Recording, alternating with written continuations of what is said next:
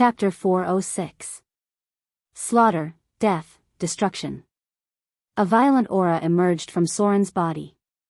Since the cost of transforming into the slaughter form became higher and higher, Soren rarely activated this ability. But he didn't expect that he didn't use this ability in many fights on the north coast. Today, in order to save a woman, he had to activate the slaughter form again to protect himself. Because the ancient mummy was a legendary monster, Soren didn't have the confidence to resist the effect of the ghoul touch until the end.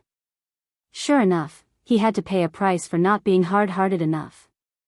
An invisible energy field burst out. When Soren transformed into the slaughter form, some of his abilities were also automatically activated. Fear Gaze, Divinity. Death Walker, Legendary. Slaughter and death were always inseparable. When Soren transformed into the slaughter form, a substantial domain power also burst out. The Oriental dancer, who was grateful to Soren for saving her, turned pale under Soren's aura. Even her delicate body trembled slightly. Her pale face seemed to have seen something terrible. A row of data appeared, activated the slaughter form. Transformation completed. Divinity activated.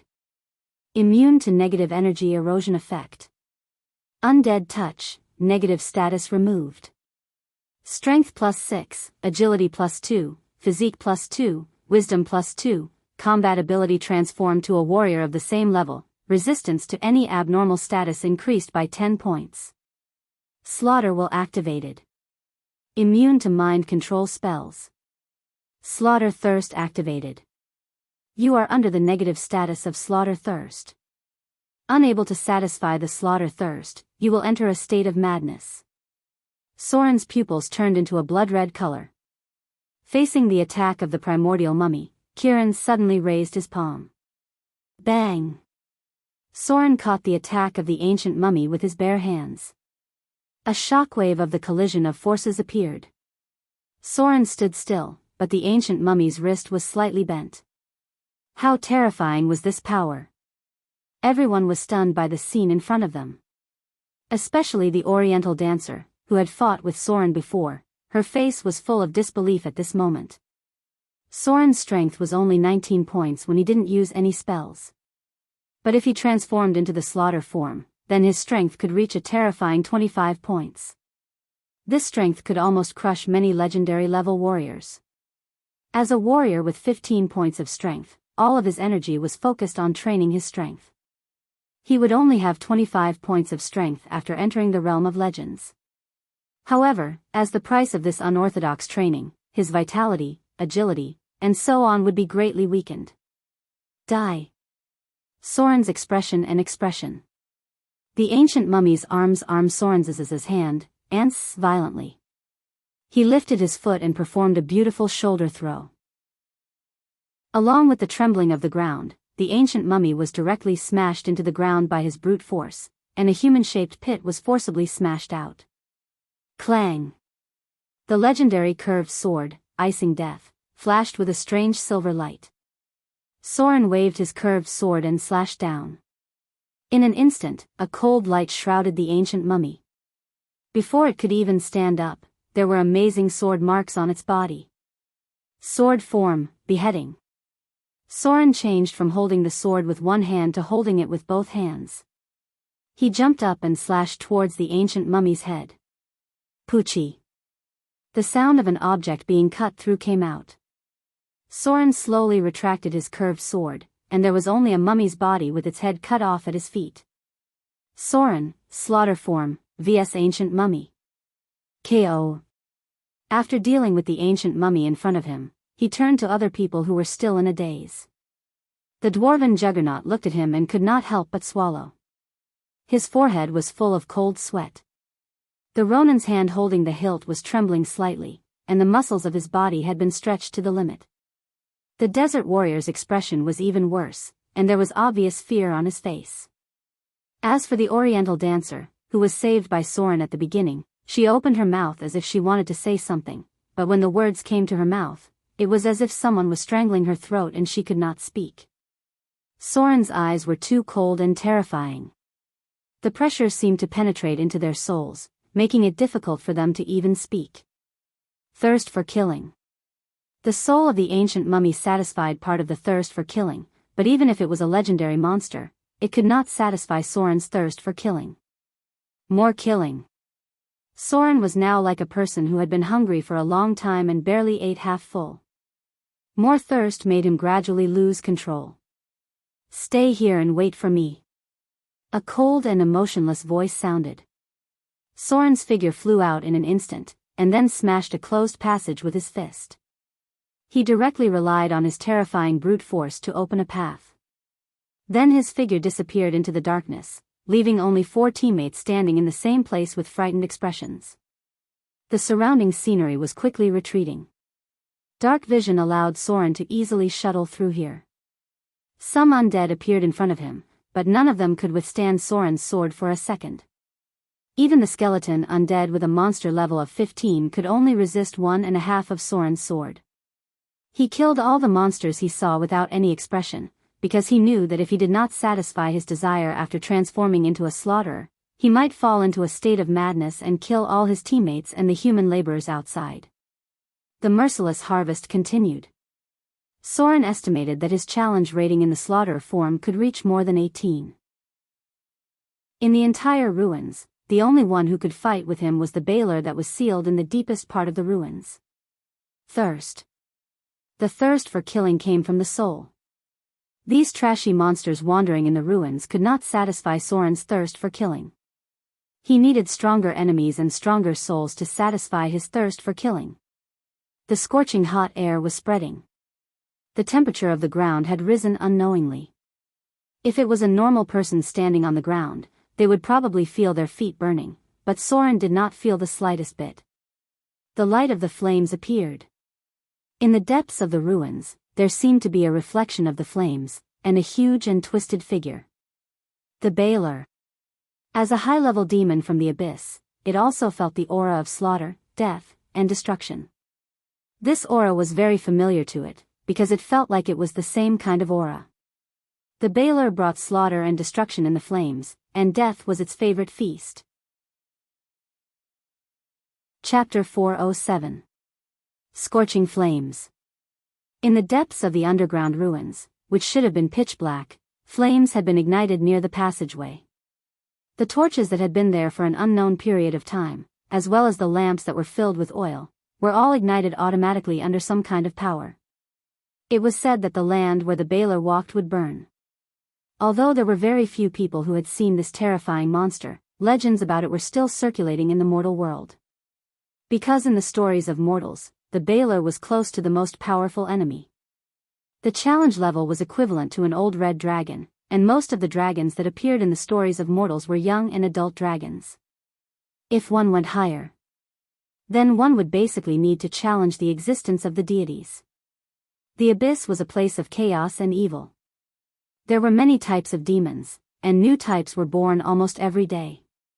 But there was no doubt that the true master of the abyss was the Tanar'ri demons, which were the current 3rd-generation abyss demons. Before them, the ruler of the abyss was the Orbis demons, the descendants of chaos and destruction. They were the creations of the first batch of chaos demons and once ruled the abyss for a long time. But then, humans were born. Before the current order had truly taken shape, the souls of dead humans began to enter the bottomless abyss. The Orbis demons were very interested in the souls of these mortals. They used their own chaotic power to transform these souls and finally created the Tanar'ri demons of today. The demons created by fusing human souls were abnormally powerful and numerous. In the end, the chaotic war in the abyss broke out. The Tanar'ri demons overthrew the 2nd-generation demon lord and became the ruler of the abyss. Now, even the many demon lords in the abyss were also born as Tanar'ri demons.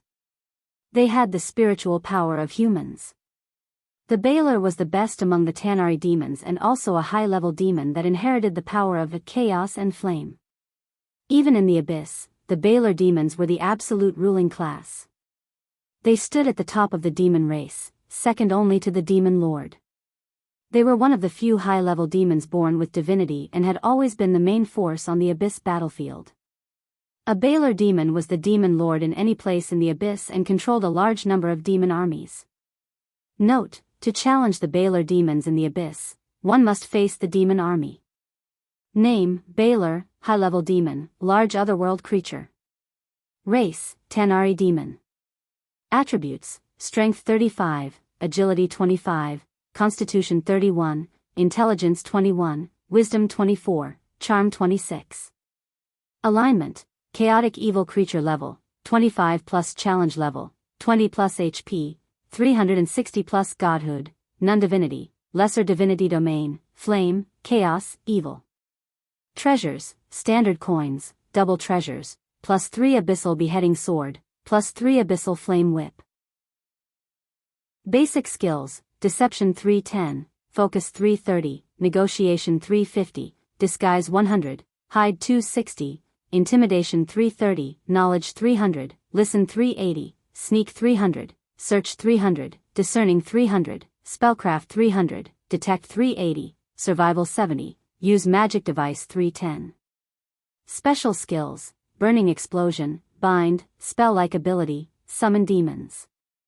Specialty abilities: Cleave, Powerful Cleave, Proficient in First Strike, Proficient in Dual Wielding, Fierce Attack, Advanced Fierce Attack, Instant Cast Spell-like ability, Telekinesis, Advanced Dual Wielding, Long Sword, Expert, Beheading Sword, Master. Spell-like abilities: Blasphemy, Dominate Monster, Advanced Dispel Magic, Advanced Teleportation, Soul Assimilation, Decree, Intimidate, Telekinesis, Evil Spirit Light, Firestorm, Internal Explosion. Innate ability: Flaming Body. The Baelor. It was a textbook monster in the abyss. Almost any adventurer who was ready to go to the abyss would remember the basic information of the Baelor. When Soren felt the surrounding temperature rise, a large amount of data had already appeared in his mind.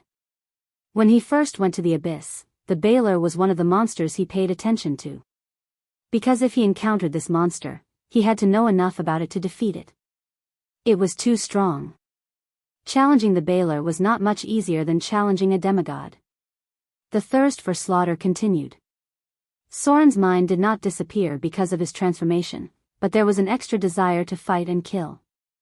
The Baelor was the only enemy here that could satisfy his desire to kill. Flames. A huge shadow. When Soren went through the dark tunnel, the light in front of him suddenly became abundant. In front of him stood a huge monster that was burning with raging flames.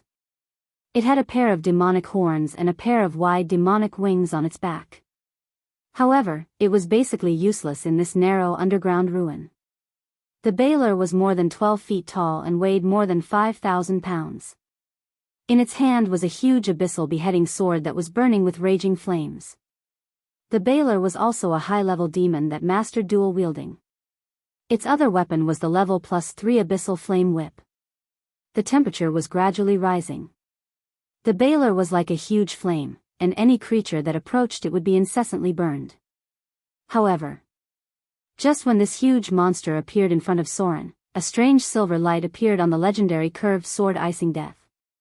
It was as dazzling as the stars, isolating the scorching flames. At the same time, it automatically extinguished the magic flames caused by the Baelor in a burst of magic aura. This legendary curved sword had killed the Baelor before. After sensing the evil aura and discovering a new enemy, it even trembled slightly in Soren's hand. The flames became a little weaker. The raging flames on the Baelor seemed to have dimmed a lot. Then a pair of heavy shackles appeared in Soren's sight. The shackles with a silver-white metallic luster bound its hands, and there seemed to be a barb piercing through its huge demon wings. It had been sealed here for a long time. Even after thousands of years, it still couldn't break free from the seal here because it was imprisoned by the great arcanists of the Arcane Empire. Demon? No. A human? The pupils of the Baelor were like jumping flames. It stared at Soren, who appeared in front of it, and said in the ancient demon language, a human with the aura of a slaughterer. Mortal. Come here, release me. I will give you everything you want. Soren sneered. He didn't care about the Baelor's words at all because demons were untrustworthy. They didn't abide by the law of contract at all. Anyone who made a deal with a demon could be eaten by them in the end. Besides, Soren's purpose was to take its life. An arrow on the bow. Soren took out the elven war bow and directly shot an arrow at the bailer in front of him. Clang! The bailer's huge beheading sword instantly blocked the arrow. At the same time, the wooden shaft of the arrow instantly burned, and even the steel arrowhead showed signs of melting. The terrible strength of a superior demon was undoubtedly revealed in an instant.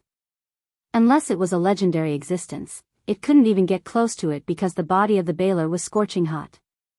Note, any enemy caught by the bailer will receive 36 fire damage per second. The power of the seal was still there. The furious bailer let out a roar. It took a step forward, and in an instant, the shackles shackling it appeared with a faint magic aura. Then it groaned. The chain was connected to the wall behind it, and there was a huge 9-pointed star array on it. There were slight traces of cracks on the surface of the array, and there were wreckage after the battle nearby. These were left behind by adventurers who had explored this place before. The mark of the bailer on the map was also left behind by them. Damned mortal! The bailer let out a roar. The shackles that bound its hands couldn't stop it from attacking Soren. The bailer fiercely waved its flame whip and flew towards Soren in front of it. A flame that was more than 10 meters long. The flame whip came with a whistling sound. It was as flexible as a poisonous snake and blocked all of Soren's escape routes. Pata! Soren's eyes narrowed. His figure rose into the air, and he didn't have any intention to dodge. Instead, he directly slashed at the flame whip. A silver stream of light appeared. The flame on the flame whip seemed to dim, and then gradually extinguished. Then the bailer shook its hand and took it back. It stared at the curved sword in Soren's hand. The flame in its eyes jumped, and it said in a deep voice, "This weapon has a disgusting aura." The first round of confrontation. It seemed that both sides were probing attacks. Although Soren saw the shackles on the bailer with his own eyes, he didn't have the slightest idea of attacking rashly. The sealed flame bailer was still a flame bailer. No matter how it was trapped in this underground ruin, its challenge rating of more than 21 would not lie. Soren had encountered this kind of sealed high-level demon more than once. Although they were trapped somewhere, it didn't mean that they had no fighting power. For example, even if Soren had no weapon, even if his hands were shackled, his powerful attributes and abilities could still turn him into a terrible killing machine in an instant. The seal here had been loosened.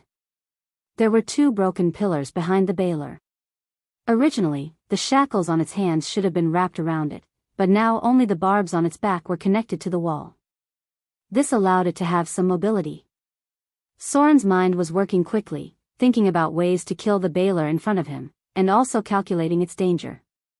Who? The flame whip once again turned into a flame. The chaotic nature of the bailer made it so easy to be provoked. It shook the flame whip and wrapped it around Soren, as if it was going to catch him to its side. Pata! Soren jumped away again. The bailer that was chained in place had a limited attack range, so the danger to him was reduced a lot. But just as Soren jumped away from the attack, a grin appeared on the bailer's face, and it growled, "Mortal! You can't escape." Spirit summon. The evil magic aura emerged. The bailer raised its hand and pointed at Soren, and it launched its spell-like ability. Soren's body was hit in an instant. Immediately, a row of data appeared in front of his eyes. "You've been attacked by the bailers, spirit summon. Slaughterer form activated. Divine power transformed. You're immune to this spell effect." Soren landed safely. The bailer's expression seemed to be a little unbelievable. It roared and waved the flame whip again, and at the same time, launched another spell ability toward Soren. Law, intimidate. The flame whip whistled past, and the evil magic aura fell on Soren again. But this time, Soren didn't even plan to dodge. He directly resisted the spell of the bailer, and at the same time, waved his curved sword to cut the flame whip. A data prompt appeared. "You've been attacked by the bailers, law, intimidate. Slaughterer form activated. Divine power transformed. Your HP is higher than 200. Toughness passed. You're completely immune to the effect of this spell. Soren's mouth showed a sarcastic smile. He dared to come here to challenge the high-grade legendary Baylor because he was basically immune to the opponent's control ability when he transformed into a slaughterer. Spells like Law, Intimidate, were very likely to be ineffective against Soren, who had a strong HP. Few of the Baylor's control spells could work on him. As if it was unbelievable, the Baylor suddenly cast several spells toward Soren. Mind control. Immune. Evil aura. Immune. Blasphemy. The angry Baylor uttered ancient blasphemy. This evil language seemed to have some kind of powerful magic. When it spoke this depraved language, the air around was filled with evil energy. This time, Soren was no longer unmoved. His expression changed a little. It seemed that he was in pain and crazy. His body trembled involuntarily as if he was suffering great pain. The Baylor couldn't help but laugh. The arrogant enemy in front of it finally fell under its spell, and the blasphemy had an effect on him. Ah! Soren let out a painful howl, and then he stood up trembling. There was a strange blood-red light in his pupils, and the violent atmosphere on his body became stronger.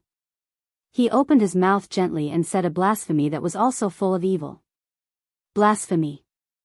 A dense data display appeared in front of Soren's eyes in an instant. Chapter 408. Rewind time to 1 second ago. When the Baylor uttered the blasphemous words, Soren's brain also seemed to be struck by lightning in an instant. A burning breath emerged from his body and flowed all over his body in an instant.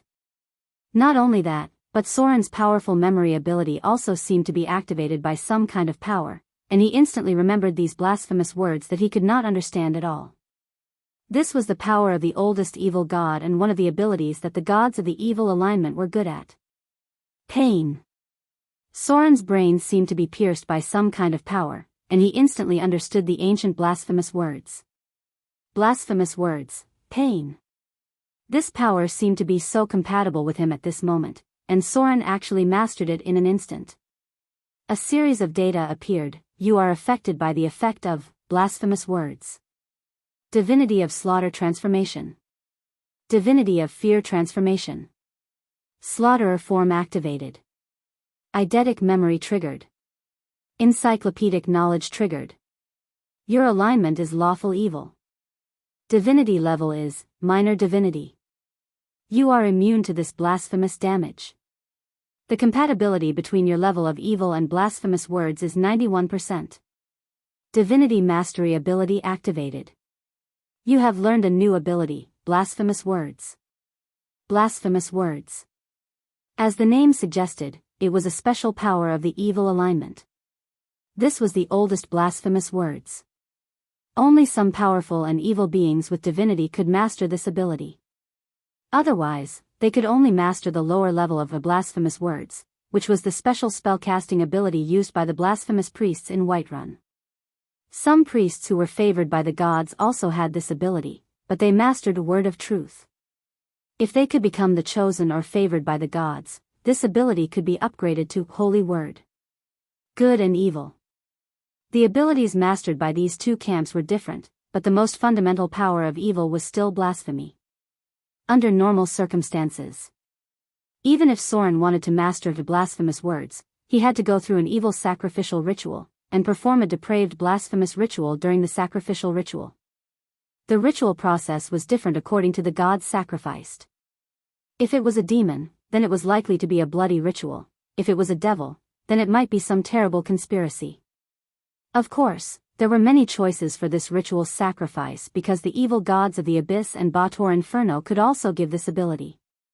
For example, the Queen of Succubus, the easiest sacrificial ritual to please her. Because she was the demon god in charge of lust, depravity, and ethics, it was easy to please her with certain taboo pleasurable rituals and obtain her rewards. The blasphemous abilities bestowed by demons, devils, and evil gods all came with a price. Although it could strengthen one's own power, it was also equivalent to falling into their control. Soren's mutation at this moment was different from all the blasphemy rituals. He automatically mastered and understood the blasphemy language. Just this point. Even he couldn't understand it. He could only vaguely guess that it was related to his camp, the bloodline of the slaughterer, or the weak divinity. Because having divinity was equivalent to stepping into the realm of the gods. If the Baler in front of him didn't have a master, then the blasphemous words it mastered was also because of its own divinity. The Baler's body was trembling. Even if it had a powerful flame body, it still suffered a lot of damage under the power of the blasphemous words. Blasphemous words, pain, special ability. Speak the most ancient blasphemous words and turn this blasphemous language into the power of pain on the enemy. Any non-territorial power can't be immune to this damage. True damage is equal to your own profession level plus divinity value. This ability can be used once a day. Soren stood up expressionlessly. The power of pain gradually subsided. He stared at the Baler in front of him, and there was a strange blood-red light in his eyes. At this moment, he looked full of evil and depraved as if he was some kind of demon from the abyss. The Baler in front of him seemed to think of something. Suddenly, its face changed and said in a deep voice, "Son of slaughter? No. No. You're too weak. It seems that I've met the descendant of the son of slaughter." There was a trace of greed in the Baler's eyes. It suddenly roared and stepped forward. The barbs that pierced its back were instantly pulled taut, and then drops of demon blood slid down the chain.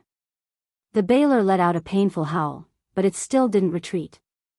Instead, it clenched the abyss beheading sword in its hand and took another step forward. The sound of flesh being torn apart was heard. The flames on its body were much weaker. The huge demon wings were torn apart by the chains, and a rather hideous wound was exposed on its back. Divinity of slaughter. There was a trace of fanaticism in the Baler's eyes, and it roared, "Ha ha ha. I actually met the descendant of the son of slaughter. Mortal. Let's have a showdown. The winner has everything. The loser will become a sacrifice. The one standing in front of you is the descendant of flame and destruction. High demon Belother Kendi." As long as it was still imprisoned, it would be difficult for the Baler to really kill Soren.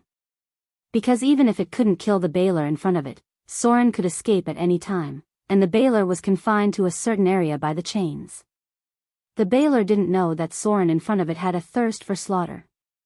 If this thirst for slaughter was not satisfied, it would fall into madness.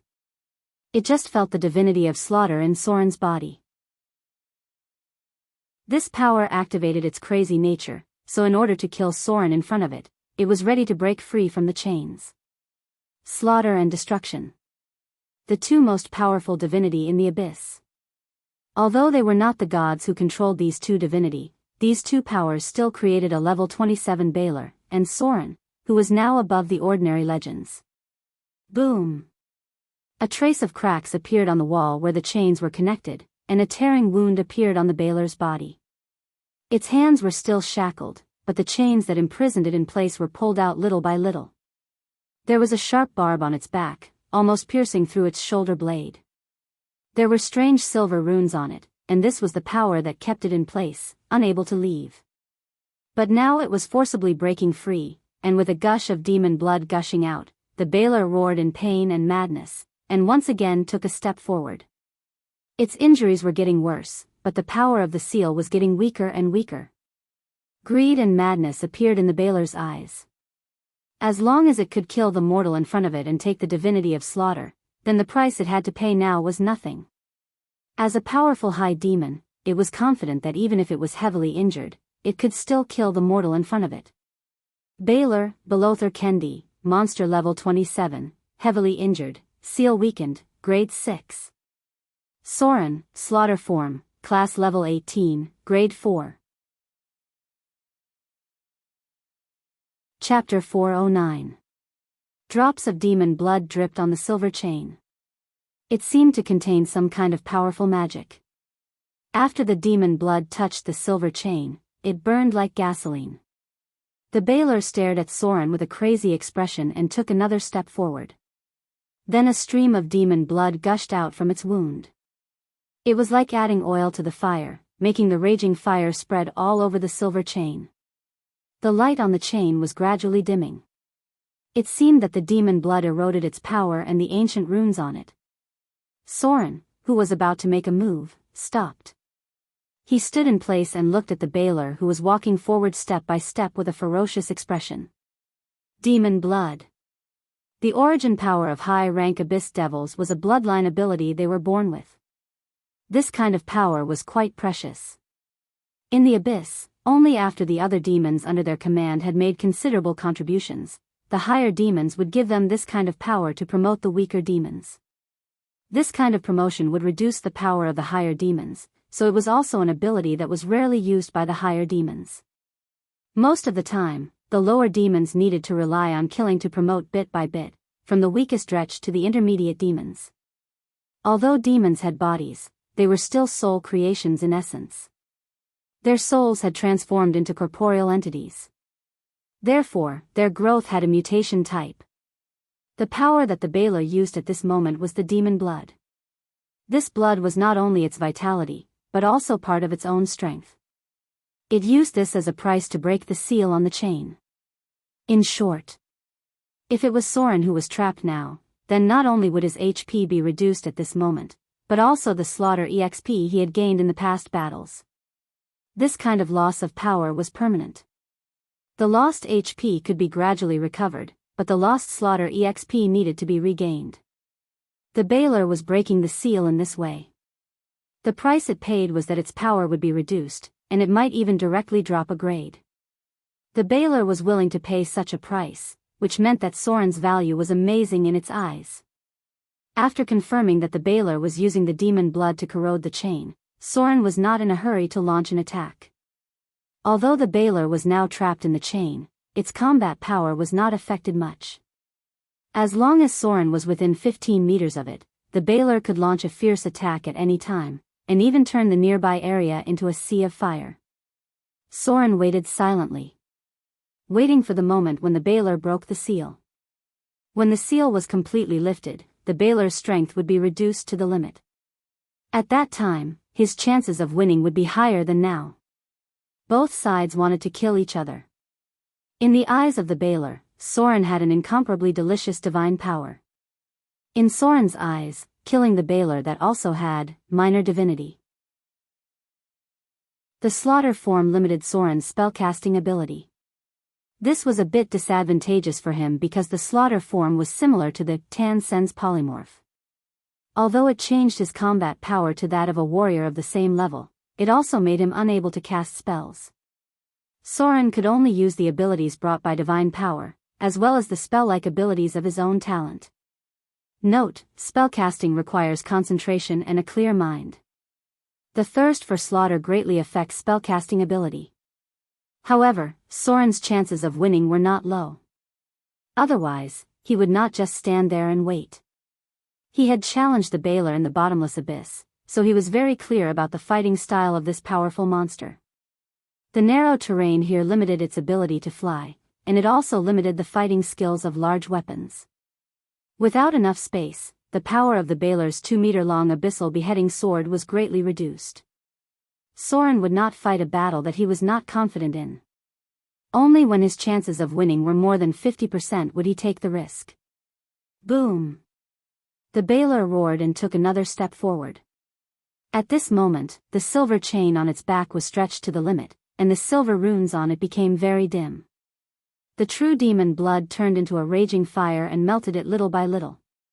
The source of the Baylor's power was fire. Its true demon blood was the hottest fire in the bottomless abyss. Even the seal left behind by the Arcane Empire could not resist this powerful force. Crack! When the Baylor's huge body of more than 5,000 pounds took another step forward, the already fragile chain directly broke.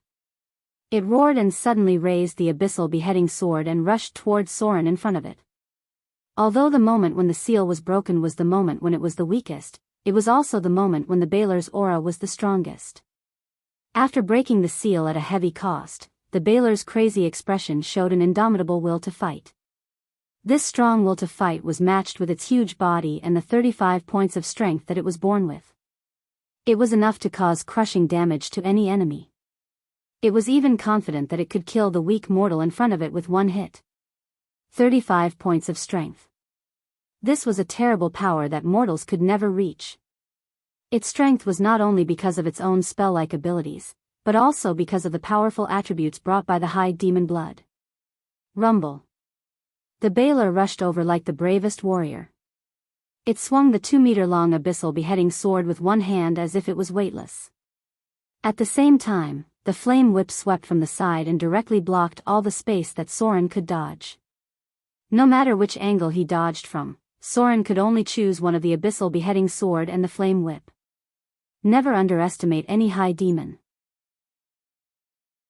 The Baler's body looked fat and heavy, but it actually had as high as 25 points of agility. Note, adult dragons only have 10 points. And it also had the skill of greater dual wielding. Regardless of any spell-like abilities, just relying on its own attributes, talents, abilities, and fighting skills, the Baler was enough to easily crush a legendary Orthodox warrior. Unless there was a cheat-like existence that could kill it with one slash, even the incarnation of the gods would have to pay a little price to deal with the Baler. Mighty slam. A burning flame appeared on the Baler's abyssal beheading sword, like a huge burning torch. The sharp edge of the sword was hidden in the fire, and it directly slashed towards Soren's head. The flame whip came from the side at a tricky angle. It was clearly an attack from two different directions, but it was so easy to use it. Shadow leap. Shadow strike. A strange blood-red light appeared in Soren's eyes. In the face of the Baler's attack, his figure disappeared in an instant. He had been standing in the shadow. The next moment, Soren's figure appeared in the shadow behind the Baler. He only jumped less than 6 meters away, then pulled out his curved sword and stabbed into the back of the Baler. The fiercer the attack, the harder it was to take it back. The Baler's attack that had accumulated to the limit hit the open space. The abyssal beheading sword directly split the ground with a loud bang, leaving a terrible gully in the place. A piercing pain came from behind it. The Baler let out a crazy roar, and the flame whip in its hand instantly hit its back. The whip was a very flexible weapon, and the abyssal beheading sword was a very overbearing weapon. These two weapons were extremely difficult to master. Only the Baler could use them so well. Sword form, heavy hack. In the face of the flame whip coming from the side, Soren's expression did not change at all. The hot flame enveloped him. This was the fire of the Baler. Ordinary people could not even get close to this terrible monster. However, Soren was not afraid of the flame, because the curved sword was emitting a strange silver light. No flame could get close to his body. Even the nearby magic flames were extinguished by this legendary weapon. Time froze at that moment. The flame whip swept over with a roar. Soren suddenly rolled sideways and dodged the Baler's crotch. The opponent was 12 feet tall and weighed more than 5,000 pounds. It was too big for Soren. He had enough space to use the swordsmanship from the Underdark. With a cold and ruthless light, Soren directly launched the sword form, heavy hack, under the Baler's crotch. Poochie. A gush of blood spewed out.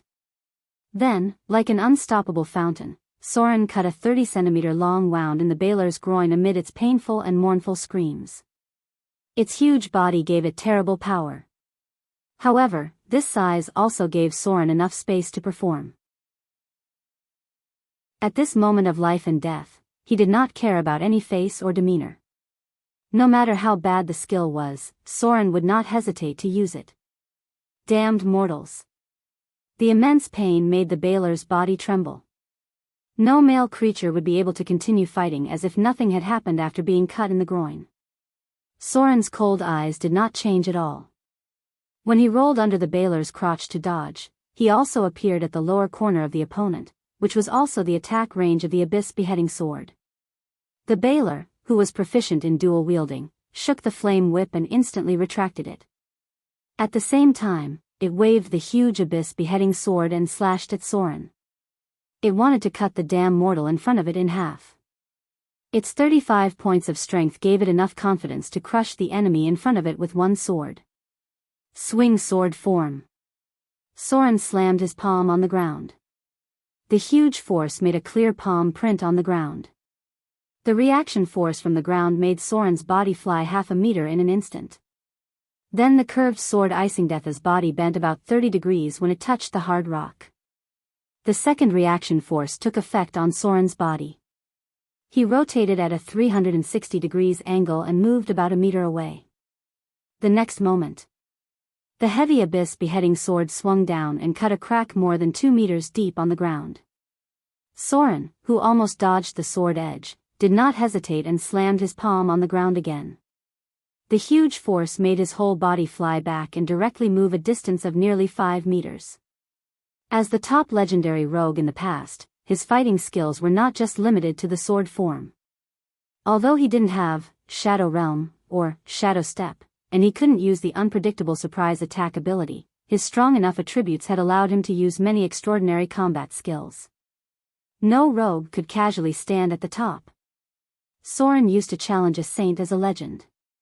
Fighting with only the abilities of a rogue was undoubtedly courting death.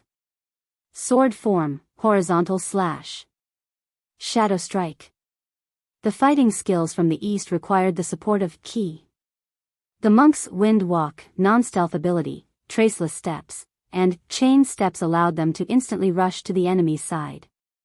As a rogue, although Soren did not master these special fighting skills, he also had other ways to accomplish this. Soren slammed his foot on the wall, and then his figure flew out like a sharp arrow. He rushed over from the left side of the baler, and his curved sword turned into a stream of light and pierced the enemy's heart. The baler, who had been thwarted several times, seemed to be crazy. It almost did not dodge and slashed its sword at Soren as if it wanted to die with him. The powerful body of a higher demon made it difficult for it to die so easily. The flame body of the baler was no longer an ordinary thing. Just stabbing the heart could not kill it immediately. On the contrary, it was difficult for Soren to resist the power of the sword in the hands of the baler. Shadow leap. Time froze again. Soren flew out like a sharp arrow.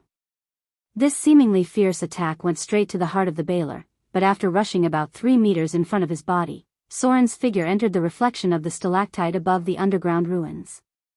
Then in the next moment, Soren disappeared into the shadow, and then appeared again in the shadow behind the baler. Shadow leap 7 meters. The fighting skills of a top rogue were undoubtedly revealed at this moment. Soren successfully launched Shadow Leap in less than a millisecond after entering the shadow, and then appeared behind the enemy in an instant. Sword form, waist slash. Shadow strike. Soren held his sword with both hands and slashed at the body of the baler in an instant. The hot demon blood spilled on his body along with the fire. Even at this moment, he was still expressionless. But he looked so cold and ruthless, like the most terrible killing machine. This was his real strength at the peak of his strength. Only after transforming into a slaughterer, Soren's basic ability could support him to burst out with the real legendary combat power. P.S. If you have a recommendation vote, please vote for it. Chapter 410. The gentle sea breeze blew through the port of Mordor, and the sound of waves hitting the reef came from afar. There were people coming and going in the port, and merchant ships full of goods were docked near the port. Occasionally, a team of heavily armed and expressionless guards patrolled by. The merchants who came and went could not help but give way in awe after seeing them. Occasionally, the legendary drows could be seen here, but they were not as evil as in the stories. They just looked a little cold and indifferent to everyone. These drows were quite strict in law enforcement, and the means used to bribe other guards did not seem to have much effect on them.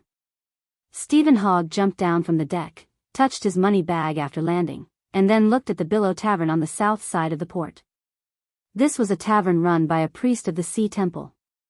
On the other side of the dock was the more luxurious Golden Crown Inn, which was the best place to spend money in Mordor, with the most expensive wine and the most beautiful maids. However, Stephen was just an ordinary pirate. He couldn't afford to go to that kind of place. He just occasionally drank a few glasses of rum in the Billow Tavern. He was now a man with a family. Naturally, he needed to be more careful, so after thinking about it, he turned and walked towards Mordor City. Forget it. Stephen lowered his head and muttered, refusing his companion's invitation to go to the tavern for a night of fun.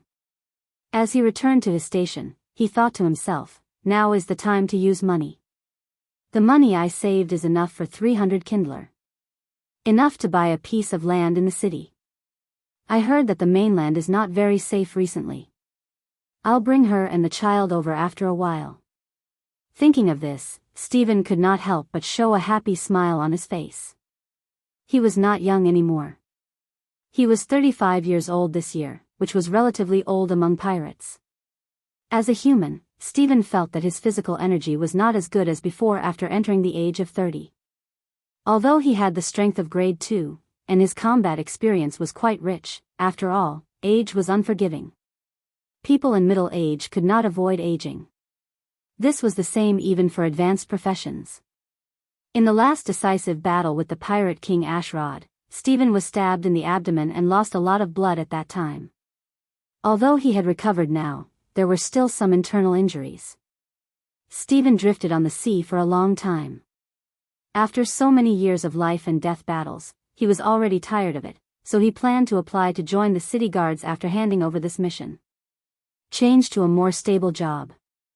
In Stephen's long career as a pirate, he had followed many pirate leaders, but he had never met anyone like Sir Soren, who filled him with hope for the future.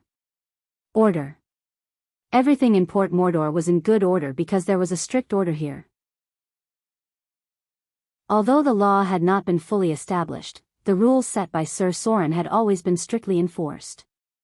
Anyone who challenged the rules would be mercilessly crushed. Stephen had never seen a pirate leader like Sir Soren who could control the rebellious pirates so well.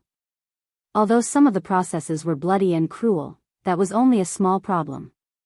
As long as they got used to Sir Soren's order, they would find that their lives were not as bad as before.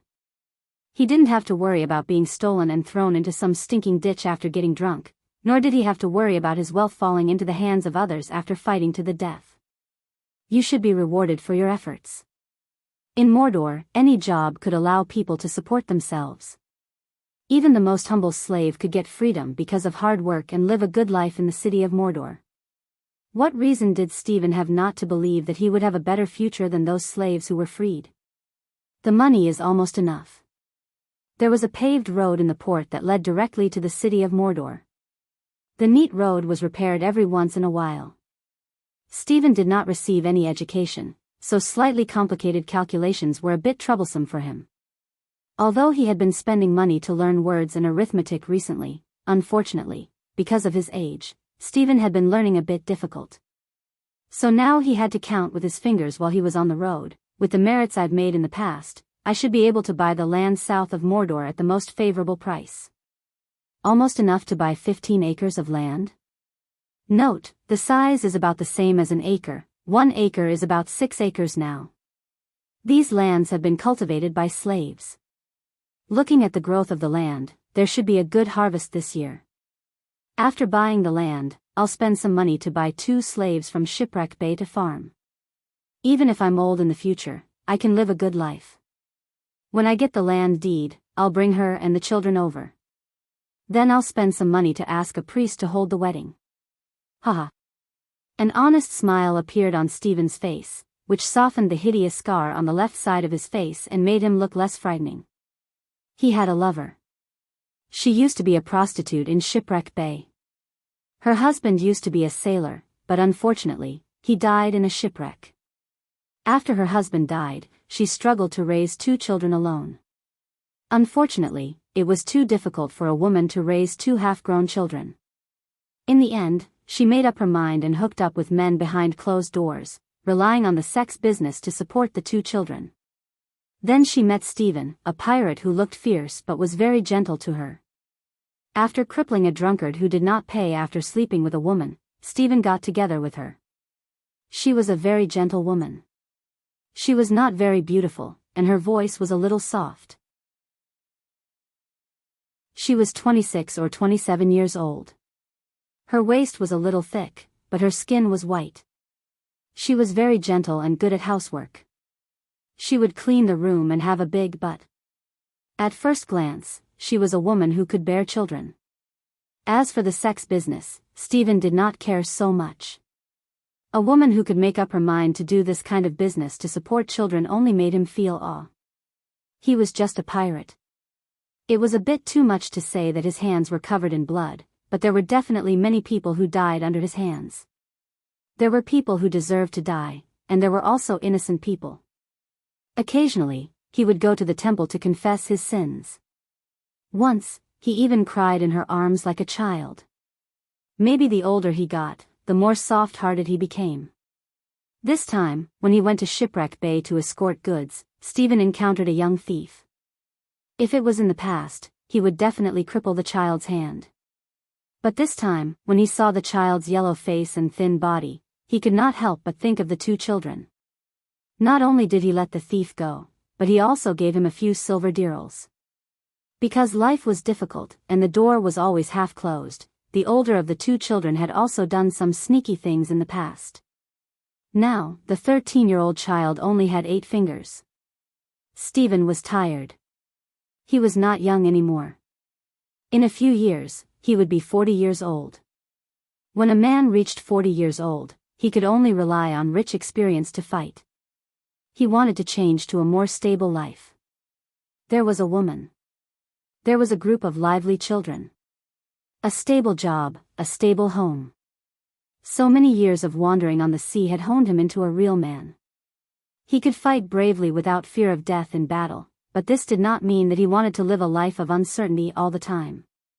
He was a little different from other pirates. Maybe when others reached his age, they would become eager for all this. The gate of Mordor City appeared in front of him. Stephen could not help but speed up his pace and rush towards his station. He had his own house. Although it was only a small brick house, after all, it was an industry that he fought for with his life. But most of the time, he still stayed in the station because the house was empty. It was not as convenient as staying in the station. When he picked up the woman, he would consider moving in. I have to buy some furniture too. Stephen thought so in his heart. He didn't know what he was thinking, but his face showed an expression that all men understood. Hey. There are 3 rooms. Maybe I should buy a bigger bed. At this time, there was a noise at the gate of Mordor City. Then a large pterosaur climbed out. Its head was much bigger than a cow. There was a rope around its neck. It seemed to be led by someone, but it was blocked. The pterosaur walked forward arrogantly without looking at the guards around. When it came out of the gate, it couldn't wait to flap its wings, blowing up the dust all over the sky. Okay. Little Black, stop it. I'll let you out to play now. A crisp child's voice came from behind. Although he still couldn't see the person, Stephen couldn't help but change his expression. He quickly bowed his head and knelt down on one knee. Miss. This was the treasure of Mordor. Her status in Mordor was similar to that of a princess. Everyone knew that Sir Soren valued her more than his life. Whoosh! The pterosaur's figure rose into the air. Then Vivian, who was standing at the gate in a black princess dress, appeared in front of Stephen. The little girl didn't even notice Stephen kneeling on one knee. After letting go of the pterosaur's rope, she clapped her little hands gently and said, "Let's go. Lulu. I'll take you to catch fish today." The petite cat girl was full of happiness when she heard this. She nodded desperately and said, "Meow. Catch fish. Lulu wants to eat grilled fish." Under the sun.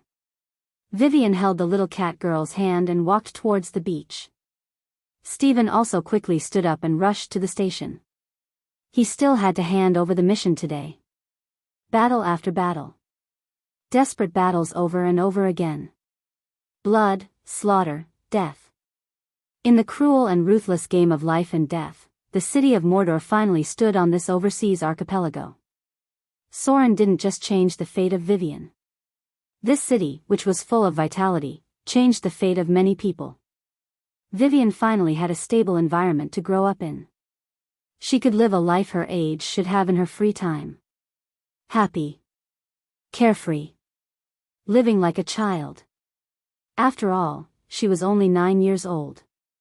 And Soren. He would continue to move forward in the killing, because of the promise, and also because of the protection.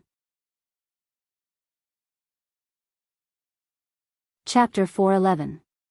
Fresh blood dripped down. Soren's breathing was a little rushed.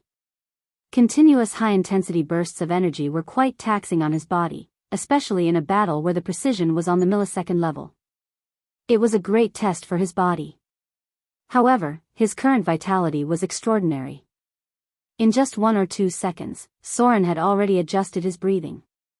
Vitality not only affected his physical limits, but it also determined his endurance in battle.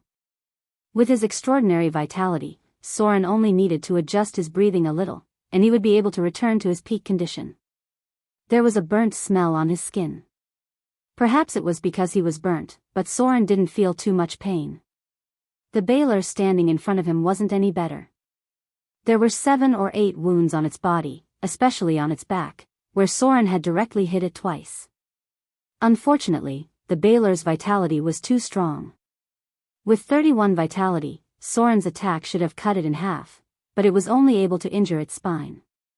The baler's vitality was too tenacious. The HP of a high-level demon was basically above that of a legendary warrior. Soren was barely able to push it to the brink of death. The baler was also panting. Even if it was as strong as it had lost a lot of blood and was heavily injured. The speed of its recovery was far from the speed of its recovery. The demon's madness allowed it to fight even when it was heavily injured and on the brink of death. It raised its heavy abyssal executioner sword again, and at the same time, waved its flame whip and rushed toward Soren. The flames on the baler's body had dimmed a lot. There were only some flickering flames left on the flame whip, and then a dark green barb was exposed. This was the reason why Soren's left arm was heavily injured. The barb hooked onto the flesh of his arm, and then a piece of flesh was forcefully torn off. Soren's injury wasn't light. Although he had only been hit by the baler once, that one hit had caused him nearly 100 points of damage. The flames on the baler's body were too strong. Even with the power of icing death protecting his body, Soren was still slowly burned every time he got close to it. This kind of enemy was simply impossible for mortals to defeat. It was even more difficult to deal with than a giant dragon because ordinary people would be burned to ashes if they stood in front of it. Soren was already a little numb from the roasting. Icing death prevented him from burning directly. This legendary weapon's ability to extinguish magic flames was still in effect. However, a scorching aura penetrated deep into Soren's bones from his skin, making him feel as if his chest was on fire. His throat was so dry that it felt like it was about to split open. The silver light was still dazzling. The baler's flames made it even colder. Soren held it in his hand like a block of ice. I've already used up my shadow jump. Even if Soren was fighting at his peak condition, he still couldn't withstand a few jumps of 100 meters. Both sides were at the end of their tether. That was why Soren had no choice but to roll and dodge the baler's crazy attacks. The huge abyssal beheading sword slashed the wall behind Soren, creating a 2-meter-long crack. At the same time, because of the baler's strength, a crack appeared on the wall. Go to hell, mortal. The baler had made up its mind to force Soren into a corner. The enemy in front of it didn't dare to take a single hit from it, so it completely gave up on defense and used the most violent method to force Soren to take its attacks. Rumble. Soren could only dodge again. The baler's strength was too high. He didn't dare to take it head-on even when he was in his slaughter form. Not to mention that the baler's body was huge. The abyssal beheading sword once again hit the ground. The terrifying brute force caused web-like cracks to appear on the wall. The wall rumbled, and the cracks extended to the top of both sides' heads. Solon seemed to have discovered something in an instant. That was why when the baler swung the abyssal beheading sword again, he turned around and returned to his original position. The wind howled. The flame whip whipped towards Soren, and the abyssal beheading sword swept out. Rumble. The wall shook again, and the cracks were very obvious. At this moment, Soren was almost forced into a corner. The Baelor's face showed a ferocious smile, and it suddenly swung the abyssal beheading sword at him. This damned mortal finally had no room to dodge. Clang! When the Baelor swung the abyssal beheading sword again, Soren gritted his teeth and held his sword with both hands to block the attack. Poochie! Blood gushed out from the wound. Soren's whole body flew out as if he was hit by a speeding car. The huge force caused him to hit the wall with a bang, and his whole body couldn't help but tremble. Strength suppression. The huge difference in size and strength between the two sides made it easy for the Baelor to deal crushing damage. Crack. Soren hit the wall behind him. It was like the last straw that broke the camel's back. The cracks on the wall spread in an instant, and a shadow suddenly fell from the top of the Baelor's head. Rumble. A sharp cone-like stalactite hit the Baelor's head, and at the same time, a lot of debris fell to the ground. This level of damage couldn't kill the powerful Baelor. But in the case of the head being hit, the Baelor's attack was instantly full of loopholes. Its huge body became a burden at this moment, and most of the falling stones hit its huge body. Die. At this moment, Soren suddenly jumped out with a ferocious expression. His thin body easily crossed the falling boulder, and then after getting close to the Baelor, he suddenly reached out and pressed on it. Vampiric touch. A life force full of burning breath poured into Soren's body, and the injuries on his body suddenly recovered a lot. A strange fiery red color appeared on his pale face. Soren jumped up and gently touched the back of the Baelor.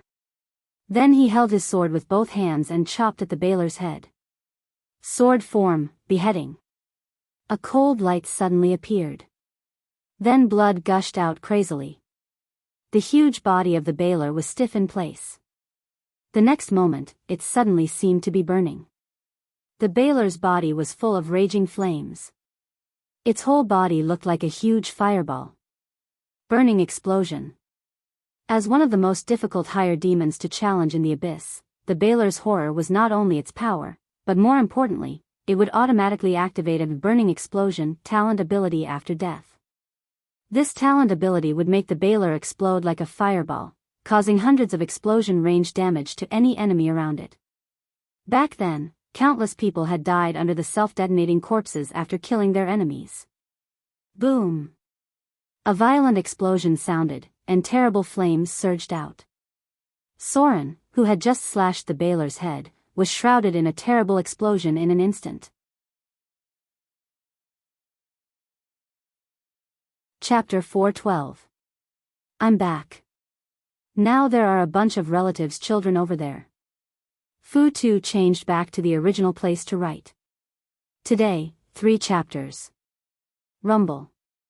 Suddenly there was a violent vibration from the ground. The dwarven juggernaut, who was searching for loot, shook and almost fell to the ground. The others next to him also looked at each other with surprise and uneasiness. The desert warrior quietly put away a statue made of pure gold, and then turned to look at the few people present as if nothing had happened. What happened? The dwarven warrior picked up the well-preserved crystal on the wall and blew on it. Did something happen down there? He asked in a low voice. The 4 people present looked at each other. I don't know. The Ronin held his weapon in both hands and frowned slightly. The captain's expression just now seemed a bit wrong, and the hostility on his body was too strong. I guess something big must have happened down there. The desert warrior rolled his eyes and said with a meaningful expression, I heard that there are demons sealed in such underground ruins. The movement just now didn't look good. The oriental dancer's face changed slightly, and a trace of worry appeared on her beautiful face. She suggested, should we go down and find him? No. The desert warrior decisively rejected. He glanced at the others and said in a deep voice, just now, the captain asked us to stay here. We don't know the situation here at all. If we go down rashly, if there is something terrible down there, I'm afraid we will all die here. Speaking of this, the desert warrior could not help but lower his voice and said, "I think everyone has a good harvest today, and more importantly, no one was injured. Why don't we stop here today, go up and divide the loot first, and then wait for the captain to come out? Anyway, he is a very powerful rogue. If he wants to leave, there are very few people who can stop him. If he can't leave, we will die if we go." He wanted to slip away. The situation in the underground ruins was a bit wrong. The vibration just now caused some places to collapse. It was likely that something big had happened down there. Not many people were injured in the previous few battles. After Soren left, they found some chests and secret rooms. They found quite a lot of valuable loot. Even if they divided it up, there were still several thousand Kindler coins. Since the situation was not right, everyone had found a lot of spoils of war. Fortunately, no one was injured. The desert warrior already had the idea of leaving as soon as he could. After all, he and Soren were only in a temporary party, and they didn't have much of a relationship with each other. It wasn't strange for them to run away as soon as they saw that something was wrong. The desert warrior's words obviously attracted the approval of one person. The Ronin stroked his sword silently. He had come to the desert area to train. He had only accepted this mission because he didn't have enough money. The situation here was a bit dangerous. He had encountered a legendary ancient mummy so easily, and this was only the second floor of the underground ruins. He didn't want to lose his life here. Since he already had the spoils of war, and he wasn't injured, leaving with the benefits to continue his cultivation was undoubtedly the wisest decision. The dwarven juggernaut looked a little hesitant. It seemed that he wanted to leave, but he felt a little guilty. The dwarven race was still more credible. Leaving in this case meant abandoning his comrades. Among the people present, the one with the most complicated expression was undoubtedly the Oriental dancer. Her face looked wavering, as if she wanted to stay and leave. After all, Soren had just saved her life. Reason told her that leaving now was the wisest decision, but she felt that it was too much to do so. The difficulty of the underground ruins was a bit high. She knew very well what was below. If Soren really encountered that kind of monster, she was afraid that the possibility of him coming back alive was not high. Baylor. It was difficult for a legendary rogue to kill a Baylor alone. Rumble. After the explosion from the underground caused the first batch of collapses, it seemed to have broken the support in some places, which obviously formed a chain of collapses. There were sounds of collapsing in many places, and a large amount of dust fell here. "We can't stay here any longer." The desert warrior looked at the others and said in a deep voice, "If you want to stay, then stay. I'm ready to leave. It looks like this place may collapse. Maybe we will be trapped here." After that, he ran directly towards the square. The Ronin glanced at the others and quickly followed. This was a desert area. If the hole above was blocked by the collapse, it would be very troublesome to get out. The dwarf hesitated, glanced at the Oriental dancer and said, "Shall we go out too?" The Oriental dancer's expression gradually calmed down. She glanced at the dwarven juggernaut in front of her and said, "No. I'm going to go down and see. After all, he just saved me. I can't abandon him like this. I will definitely feel guilty about this in the future." Hearing her words, a trace of guilt appeared on the dwarf warrior's face. Immediately, he took out a few bottles of healing potions and a bottle of fiery red potion, threw them to the Oriental dancer, and said in a deep voice, "I'm sorry. I'm going to leave here. This is the healing potion bought from the temple, and a bottle of strength potion from the Grey Valley dwarves. It can temporarily improve your combat effectiveness. Good luck." The dwarven juggernaut picked up his axe and ran out. A lot of dust had fallen here, and there were vibrations in the distance. The Oriental dancer glanced at their backs, gritted her teeth, and ran into the dark passage ahead. "I'm just doing this for the mission." The Oriental dancer rushed into the dark passage and muttered to herself, "The mission given by the Empress has not been completed yet. If I go back like this, she will definitely be unhappy. Yes. I have to go in and see." He shouldn't die so easily, right? The surrounding scenery flew back quickly. The vibration in the distance continued to come. There should be a fault below, so many ruins collapsed. Boom! The Oriental dancer turned to avoid a falling stone, and then stopped. There was a big pit in front of her. It was obviously blown up by a terrible explosion. Below it were all large and small pieces of debris. The road here had been cut off. If she wanted to go, she could only jump down and then find a passage to move forward. But at this moment, a rather embarrassed figure climbed up from the fracture in front. "You're not dead." The Oriental dancer's face glowed in an instant. She seemed to be relieved and said, "Great." Bah. Soren spat a mouthful of saliva after climbing up. His blood was mixed with dust. He was almost directly shrouded in the initial big explosion. If he hadn't reacted quickly enough to resist the explosion, he might have been buried alive. Soren's whole body was gray, and there was a thick layer of fallen sand on it. He spat out the soil in his mouth, raised his hand to wipe his face, and then said, "Why are you here? Where are they?" Soren glanced behind him and found no trace of other people. At this time, the Oriental dancer didn't even need to speak. He seemed to already know everything, and said slowly, "Gone? TSK. This kind of temporary team is really unreliable at critical moments." Catch.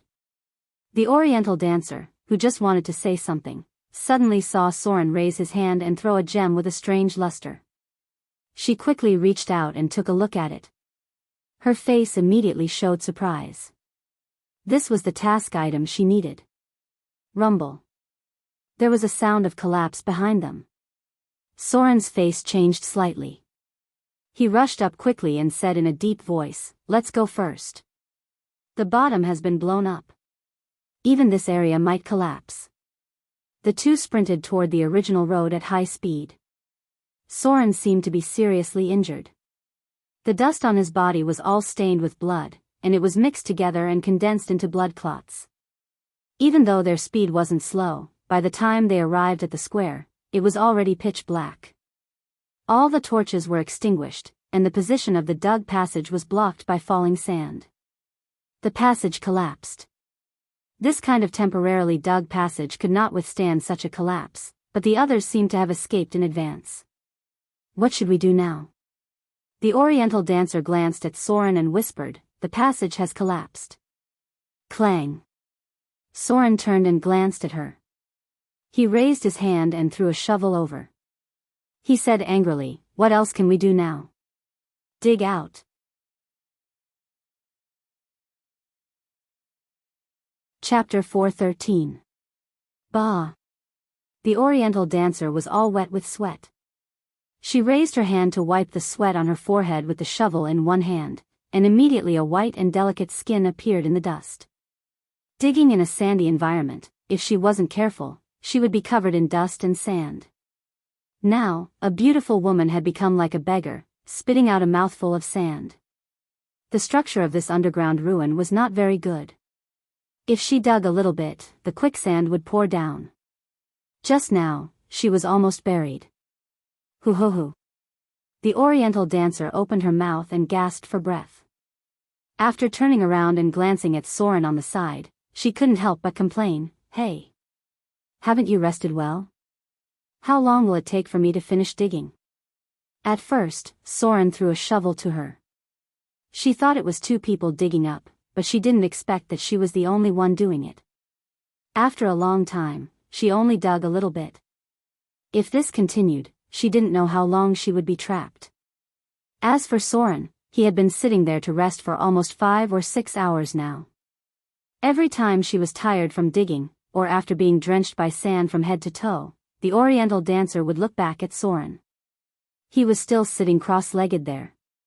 Every time she looked at him, there would be more resentment in her eyes. "He's not a gentleman at all," the Oriental dancer muttered in a low voice. Then she raised her hand and moved her long hair. Her hair was full of dust, which was very uncomfortable for someone who loved cleanliness. After digging for a long time, she sweated a lot.